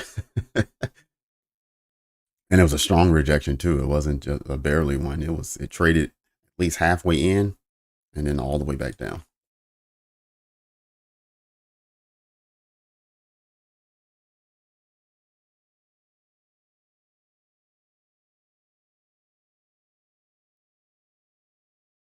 Mm. Yeah, any of these really can be the fair value gap that sends price lower. Any of those. Um, I would say you have a better odds of it happening starting in this one because at least you have the 38% retracement. But yes, any of these fair value gaps can send price lower.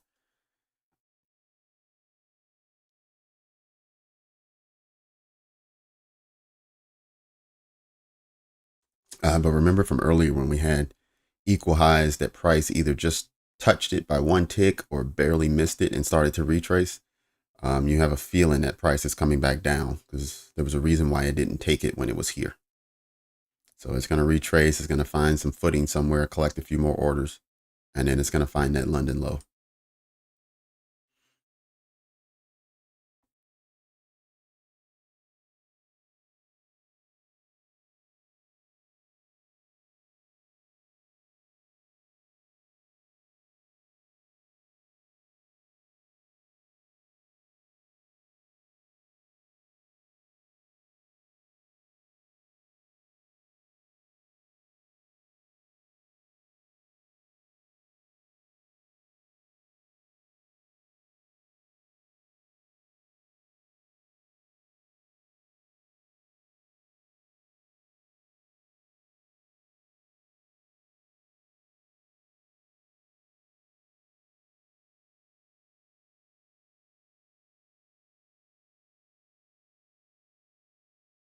All right, so we got back-to-back rejections on this 3-minute.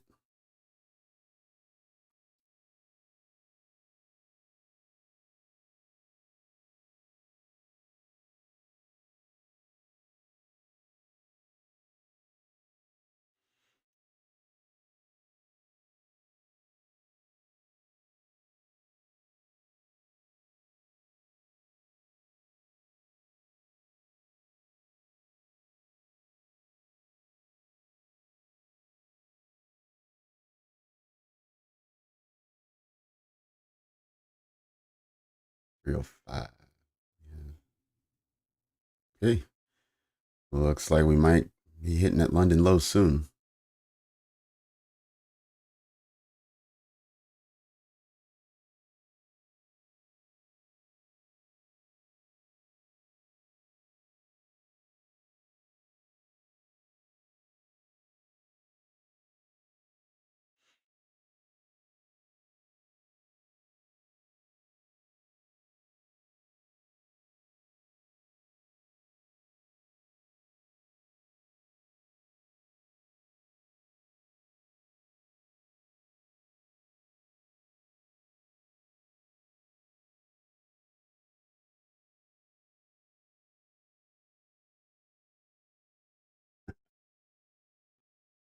Laughter feels good. Excellent. That's great.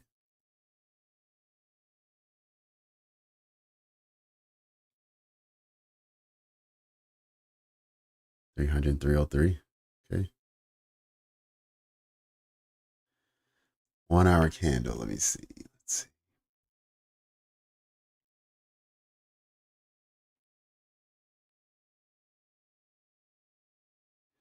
Yep, we call that a volume imbalance. And so since we're trading below it right now, if we trade into it, you would first expect a rejection. So you expect that area to hold. It's like any other inefficiency, though. You do want to see price trade into it. But since we're below it, we'd be looking for a rejection from that level.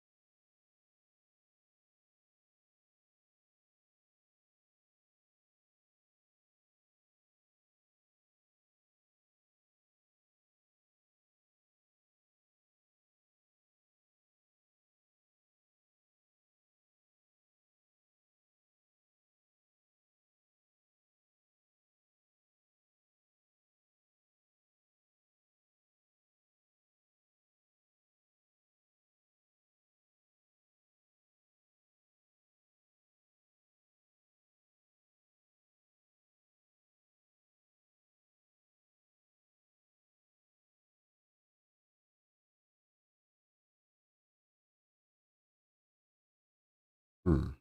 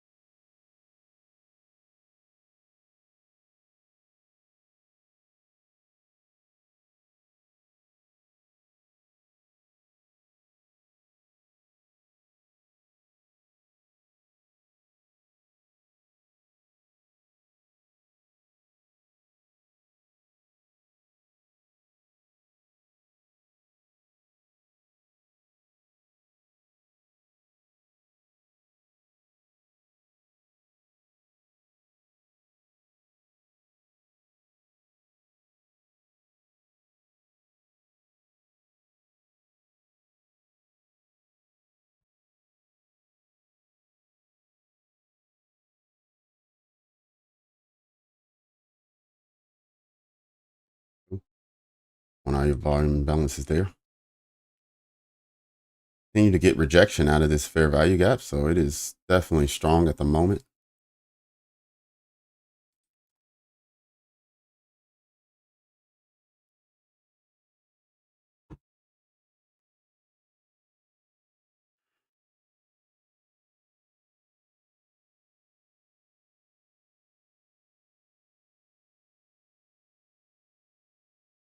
Mm.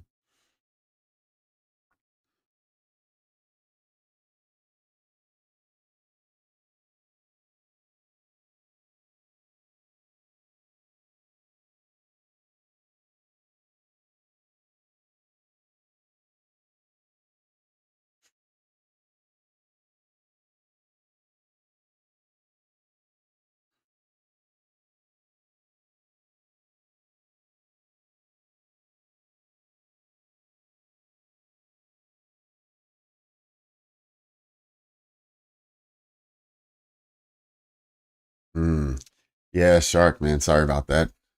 Computer problems worse. It always happens at a time when it's inconvenient to you.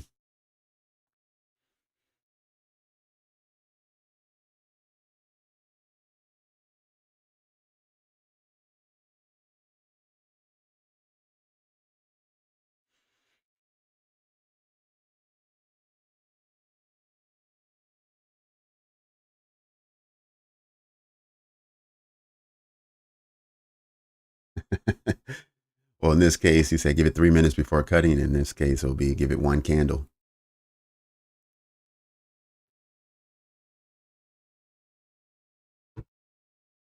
All right, 40 minutes remaining in our session this morning.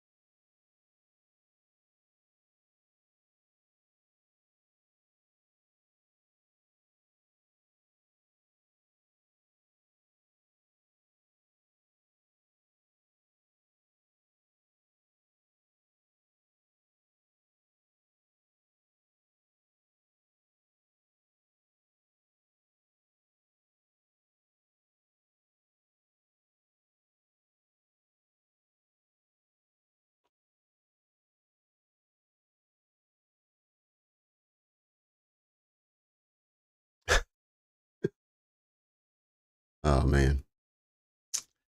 Yep, ES and NQ. You're right. They are holding steady at these lows.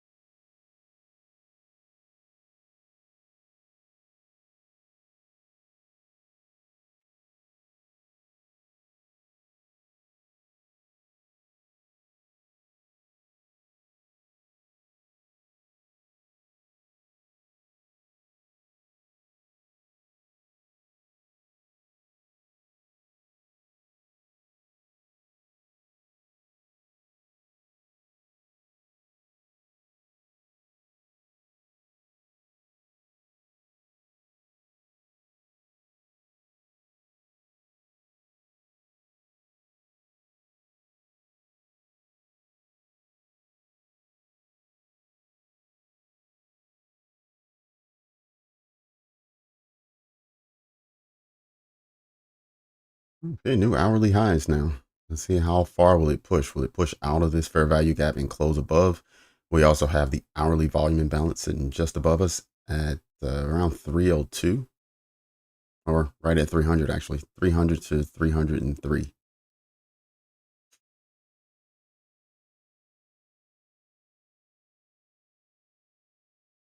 Right. Um, but just at least on this 3 minute, it looks like a channel is being formed. So I'm not really optimistic that price is going to run anywhere.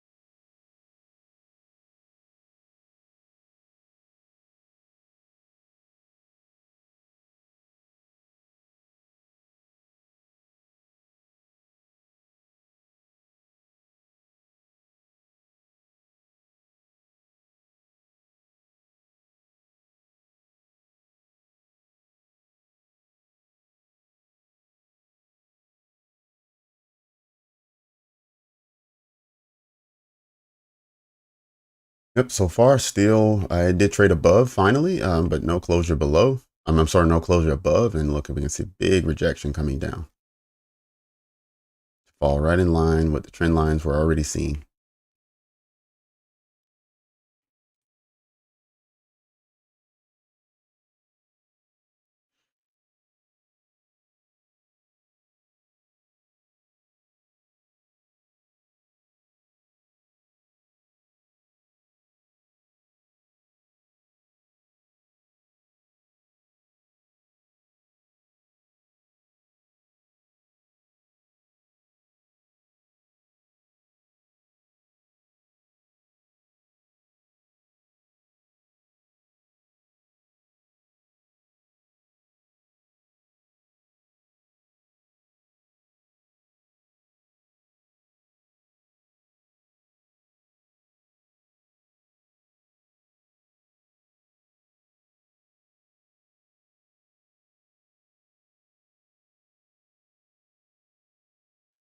All right. Okay, Dustin. So this is the volume imbalance. Okay. So this comes from the 1 hour. And it was just recently the last candle that closed created it. And so it's just a space in between where the candle bodies do not overlap. Sometimes you'll get like this will have an up wick and this will have a down wick. So you'll see wicks overlap, but the candle bodies leave a gap. And so it's just a volume imbalance. Usually what happens is price will trade back to it. And I would expect if price is originating below that volume imbalance holds and then price rejects from it. Now that doesn't always happen. Sometimes price blasts right through it and then you'll see maybe it's an inverse. So you'll see it retrace back down and you would expect it to then create support. But good question.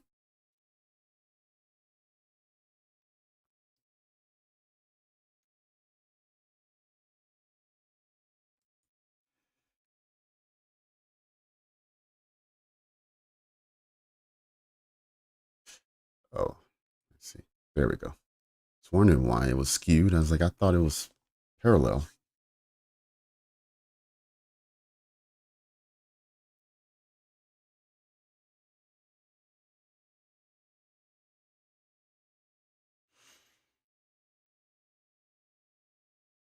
Yes, you did see one on the daily. So on the daily, it was created by yesterday and the day before's candle. So it's up in the 17,400 range.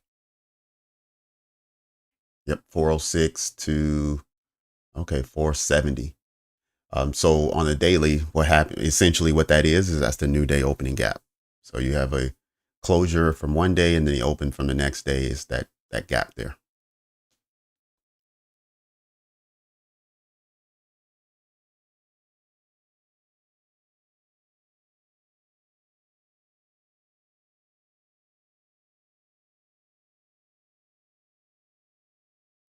Yep. And Dustin, just to follow up on that, the reason why we had it on the hourly is because we had news announced at 10 o'clock. And so, whenever news is announced, sometime you get that jolt, the first second of the new hour or the first second of the new candle. It just, opens up at a value lower than where the previous candle closed. And so that's how those are created.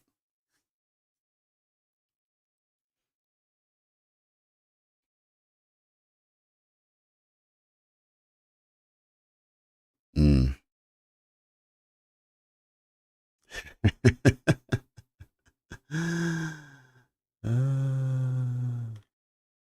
All right, crypto. Well, congratulations on another good day, another successful day. Protect your mental capital so you're ready for either the afternoon session or tomorrow. Remember, we do have NFP, so if you want to save your mental capital until next week, especially if you've met your target for the week and you already are good where you are.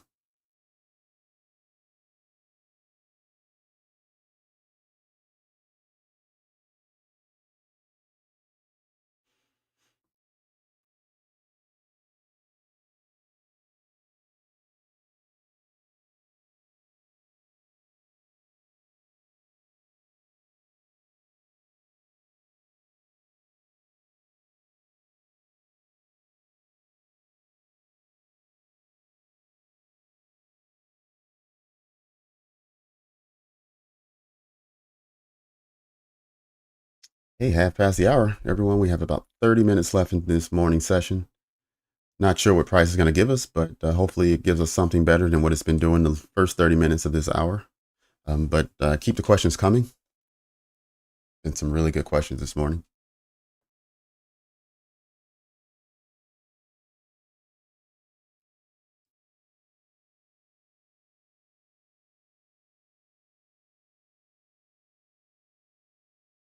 $308.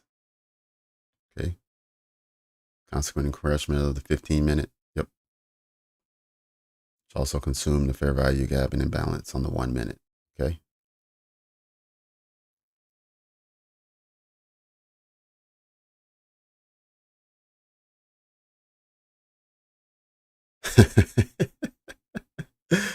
Five minis at 295. All right.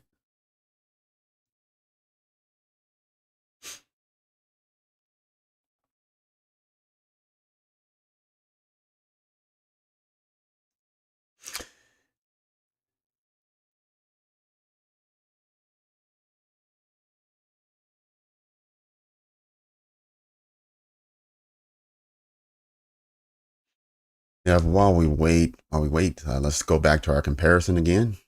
It's always nice to check in and see how things are doing elsewhere.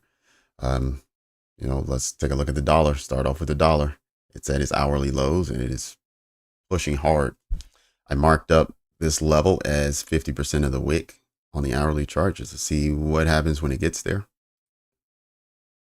And so it's close. And so far, we have the largest candle. Wow. Yeah, largest candle since the 3 o'clock yesterday afternoon. So it's really pushing for lower levels. If it pushes through half of this wick, the next level would be the swing low here. And then after that would be these relative equal lows. Okay, we see much more strength in the Dow and in the S&P than we see in Nasdaq. In fact, this Nasdaq, most of this has happened since I've been talking the last minute. Before I started talking, Nasdaq was down here, 285, 290. So now that things seems like things are moving, we're in the second half of the hour. Let me go ahead and move back to the lower time frame so we can see how Nasdaq is progressing. But just on this time frame, this comparison, you can see how strong the S&P is and the relative strength also from the Dow that we weren't getting from Nasdaq.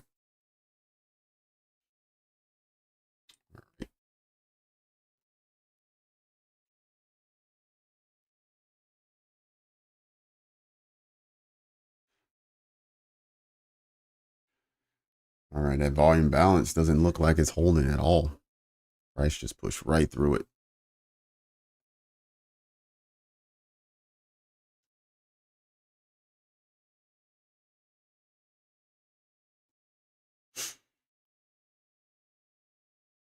But again, these kind of things that are left behind are magnets for price. So, price wants to return there, and then you see where it goes afterwards.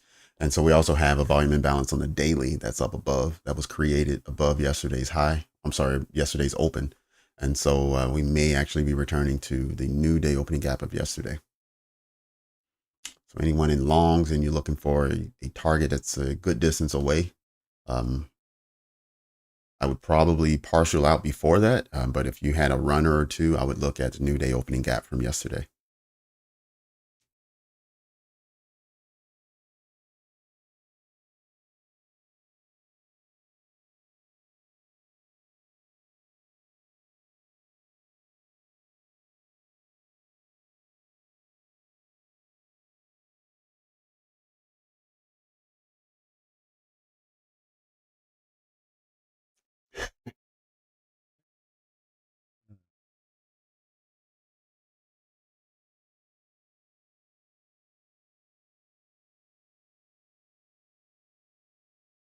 Absolutely.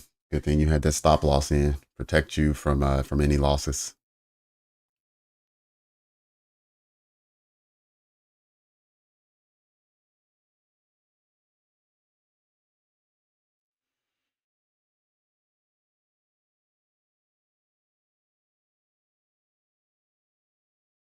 Antonio, welcome. Good morning.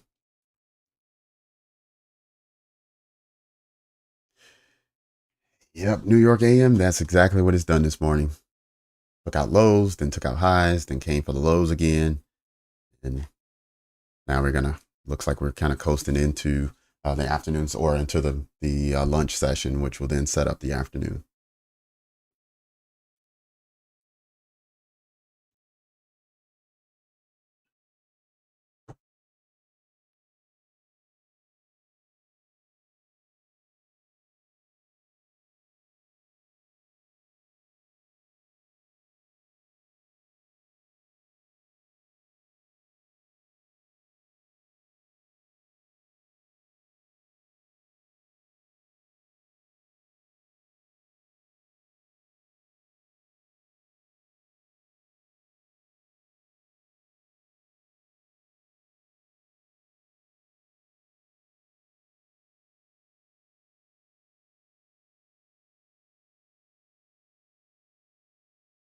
Okay, even as we push higher, let's not forget we have relative equal lows.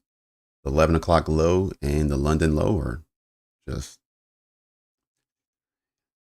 about a point and a half away from each other. So if we ever get any type of bearish movement here or any type of bearish setup, and the lows are in play, it's going to be the London low.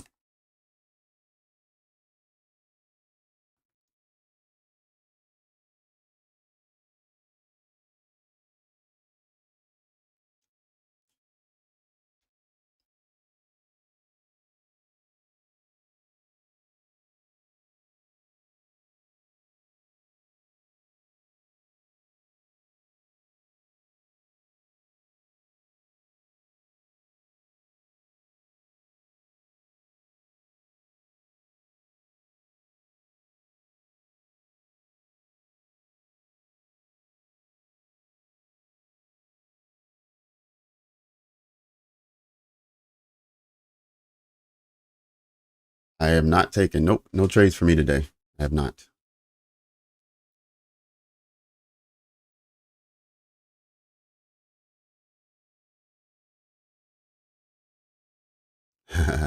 Yeah, I'm on the bench until the afternoon. We'll see what happens there. I wanted to see if there was a setup after or right around 10:30. Yep.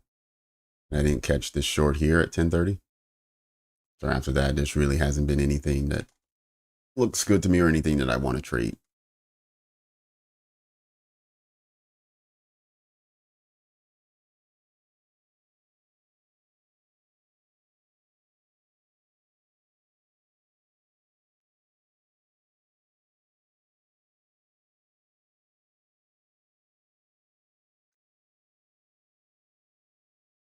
Yep.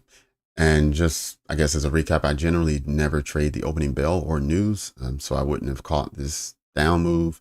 I wouldn't have caught the 60 points up either, just because the news was announced at 10 o'clock.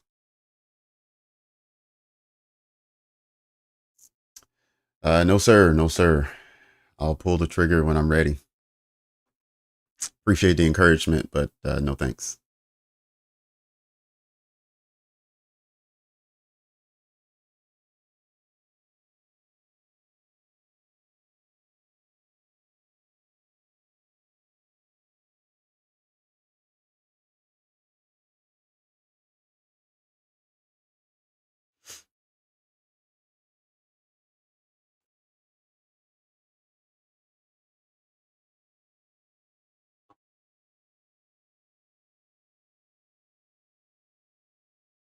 Yeah, crypto, you're right. That 3-minute breaker. I know that's the one you like the most.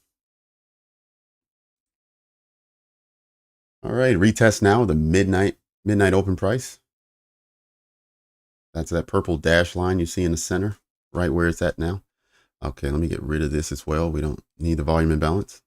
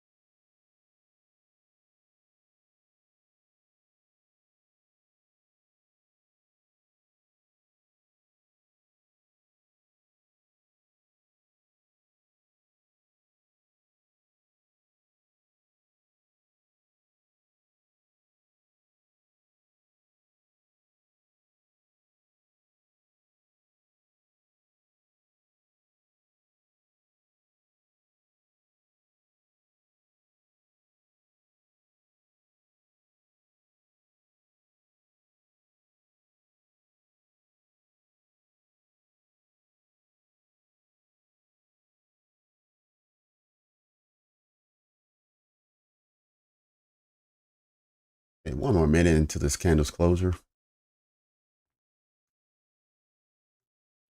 We're hoping for closure above the midnight open.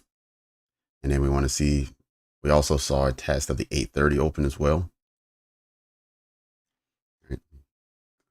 Go ahead and put those up on the screen. So we want to see a closure above, and we want to see if the next candle could potentially get above the 8:30 open and close above that as well.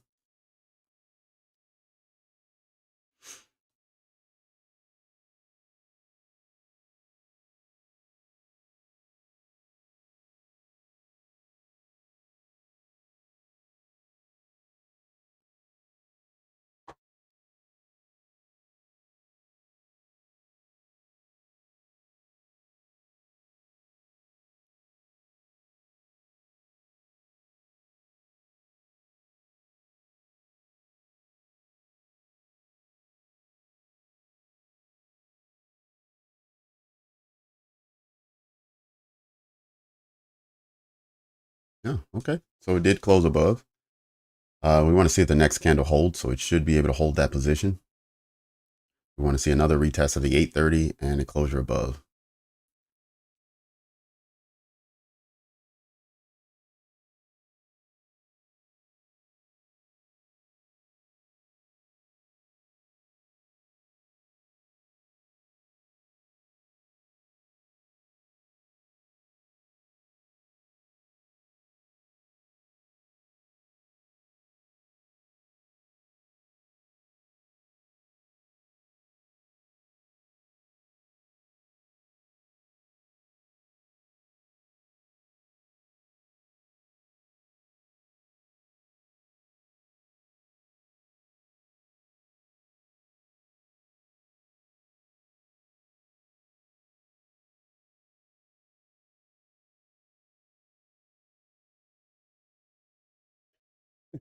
Ooh, jazz in the background, perfect for the stream. uh, oh, the 3-minute breaker. Sure. Let me show that. And that came from that Laughter who asked for that. Sure. All right. So on the 3-minute, and this is London. So this is the opening of London. So anyone who trades to London and they say they caught a great move this morning, this is likely what they found. So London starts at 2 o'clock. Get down to the 3-minute. Okay. And so what we had, remember, a breaker, especially a bullish breaker, it's going to start with a low, and then it's going to go to a high. Then it's going to break that low, and then it's going to break that high.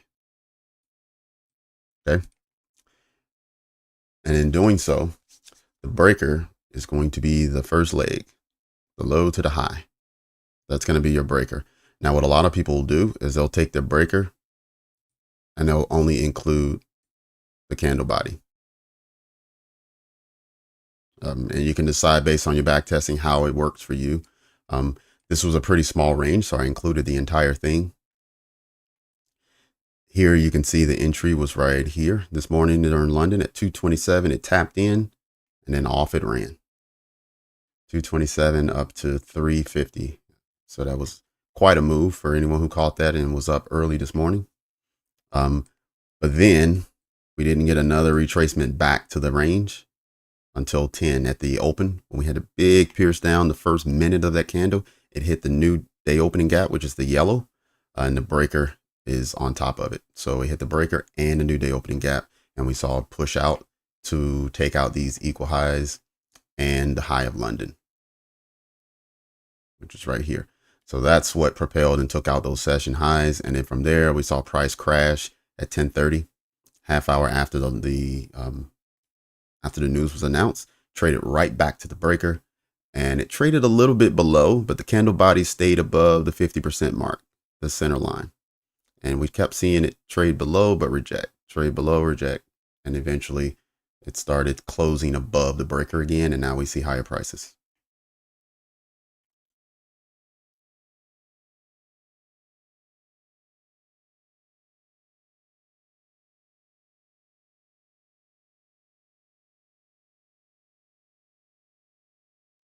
Brad, don't worry about it being your practice account.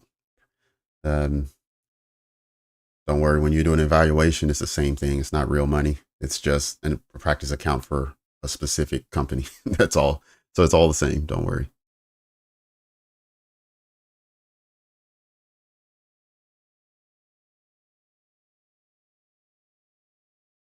Yeah, the dollar just keeps going. Okay, so it did. It passed that marker that I had for 50% of the wick. It's below that now. We got another 11 minutes on the hourly candle. Yep.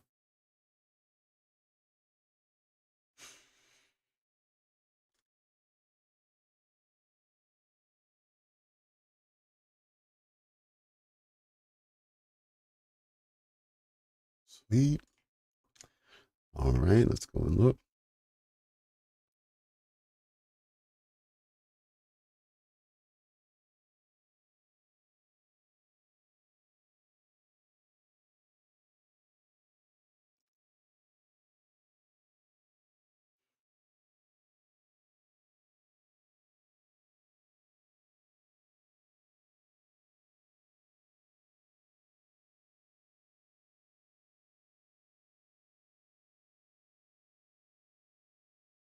Oh, thanks, D. Anderson. I appreciate it.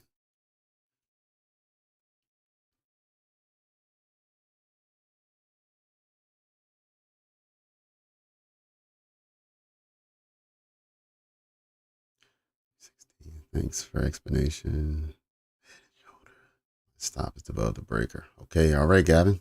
Short at 316.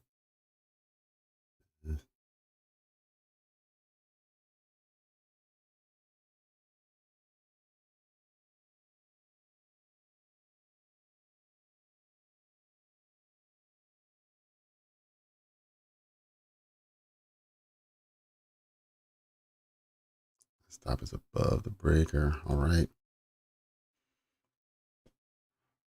All right, Jade. So now we no longer have to call her crypto. Call her Jade.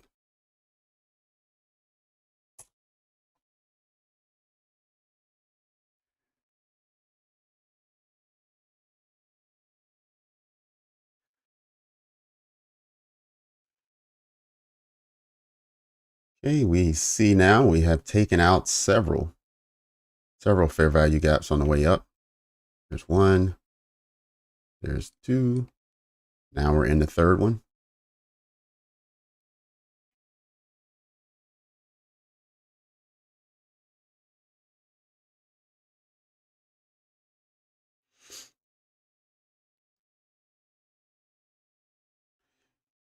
I like how invalidating this fair value gap, it created another one for the opposite direction. Invalidating this one, it created another one with impulse.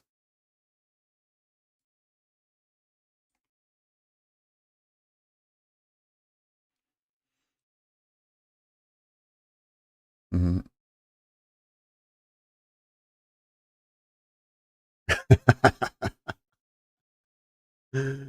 YouTube, call it crypto. I'm gonna call it crypto.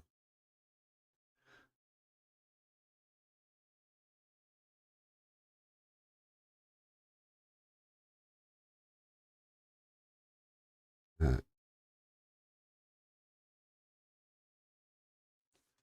so that was up to last week's high. Let's see that.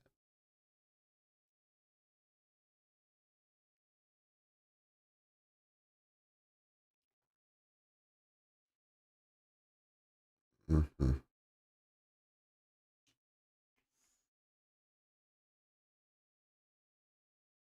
Mm-hmm.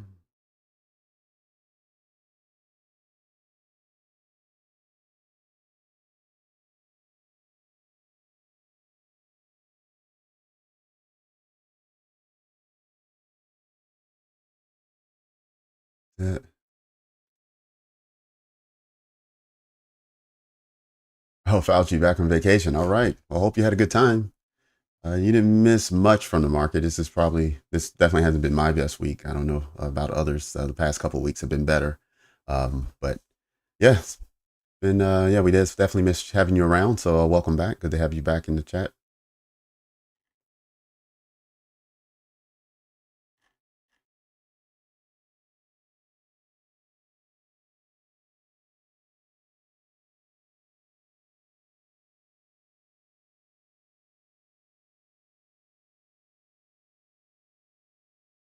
358. Okay, Brad.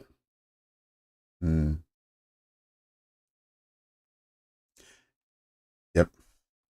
So it's funny that you mentioned that, Brad, because I'm just looking at where price structure is. And so for me, a lot of times what I like to do is when I see like a swing high and I want to, and that's my target for where the liquidity is laying, and I see price moving up, I usually like to take, of the three candles that make the swing, I like to take the candle to the right and take the body and have that as where I like to exit. Because price will usually go and take the high of that third candle and then start playing around, and it'll take another 30 minutes before it go and give me the last couple points. So I'd rather get out, take majority of the trade, and save that last 30 minutes of agony when it pulls back and you wonder if you just lost some profits. But that's just a personal thing that I do. But it's just interesting when you mentioned where your TP was and it wasn't at the swing high.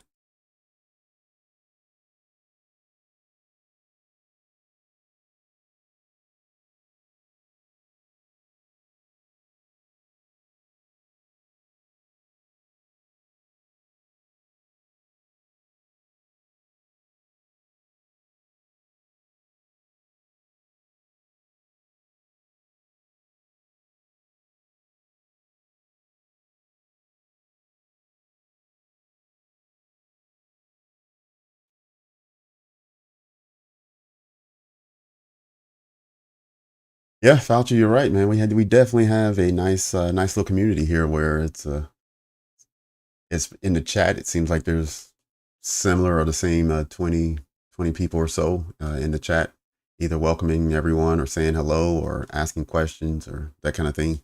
I'm sure we have some other regulars that generally don't stay away from the chat and they just either watch or they're at work busy and they're just listening. But yeah, it seems like our community is growing and it's pretty consistent with the same people.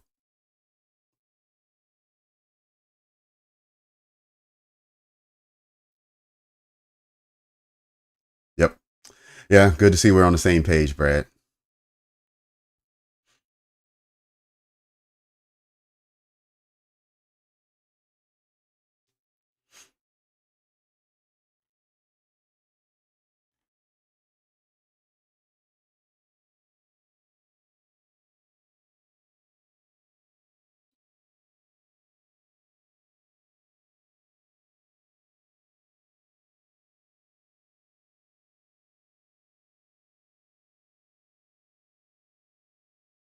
All right, everyone. Last 5 minutes. Go ahead and throw in your final questions. Final questions and comments. Oh, no boundaries, no problem. Yes, if you can't jump in the chat and be active there, it's okay. I appreciate you being here and listening in.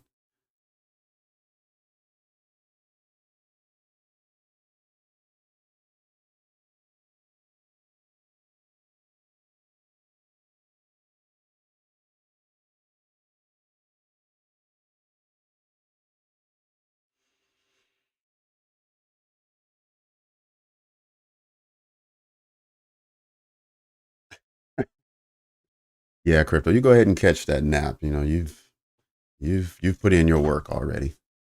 It's evident by your winning trades.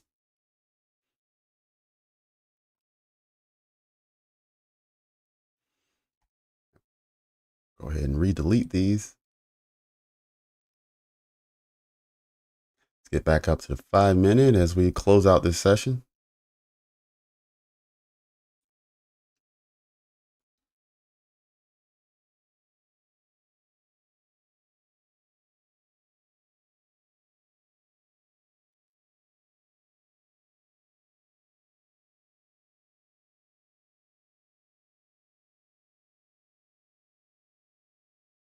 Oh, I didn't see that you asked that. Oh, sorry. I wouldn't say it's no, I'm not going to say it's distracting. No, I probably would have a bit more focus on the charts if I wasn't live streaming. But it's just something I'm going to have to work through, and I will. But it's like anything else. It's just something to get used to. We're 2 months in now, so I'm starting to feel my way around. But there are times when I'm either answering a question or or looking at the chat and being aware of some of you who may be watching my screen and that kind of thing, that does keep me away from some of the opportunities I may have seen. But it's not like I'm missing, A+ setups. I might be missing a setup that I would take, but it might not be, my A+ setup. Or occasionally I may miss a lower time frame. So if something happened on the 2-minute or the 3-minute, I might miss it just because I'm, not able to bounce around as often as I would like. And trying to make the experience good for you guys. I don't want to continue to bounce between time frames every minute because it'll be hard to watch, hard to follow.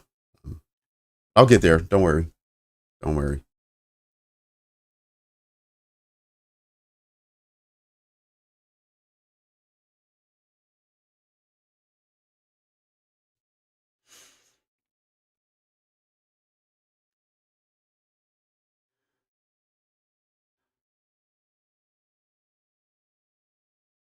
Okay, everyone. Thank you for this morning session. It was another good one.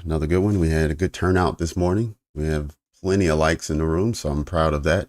Anyone who has not done it, and you usually do it on your way out the door, don't forget today. But all new people, if you're brand new and you just caught the chat today or caught the live stream for the first time today, and you were impressed, or you just want to come back and see it again, don't forget to subscribe. Make sure those invites get out to you. We have another session in 1 hour, 1300. We'll be back for New York afternoon. Everyone take care. And if you're not going to be back, I'll see you tomorrow morning. Cheers.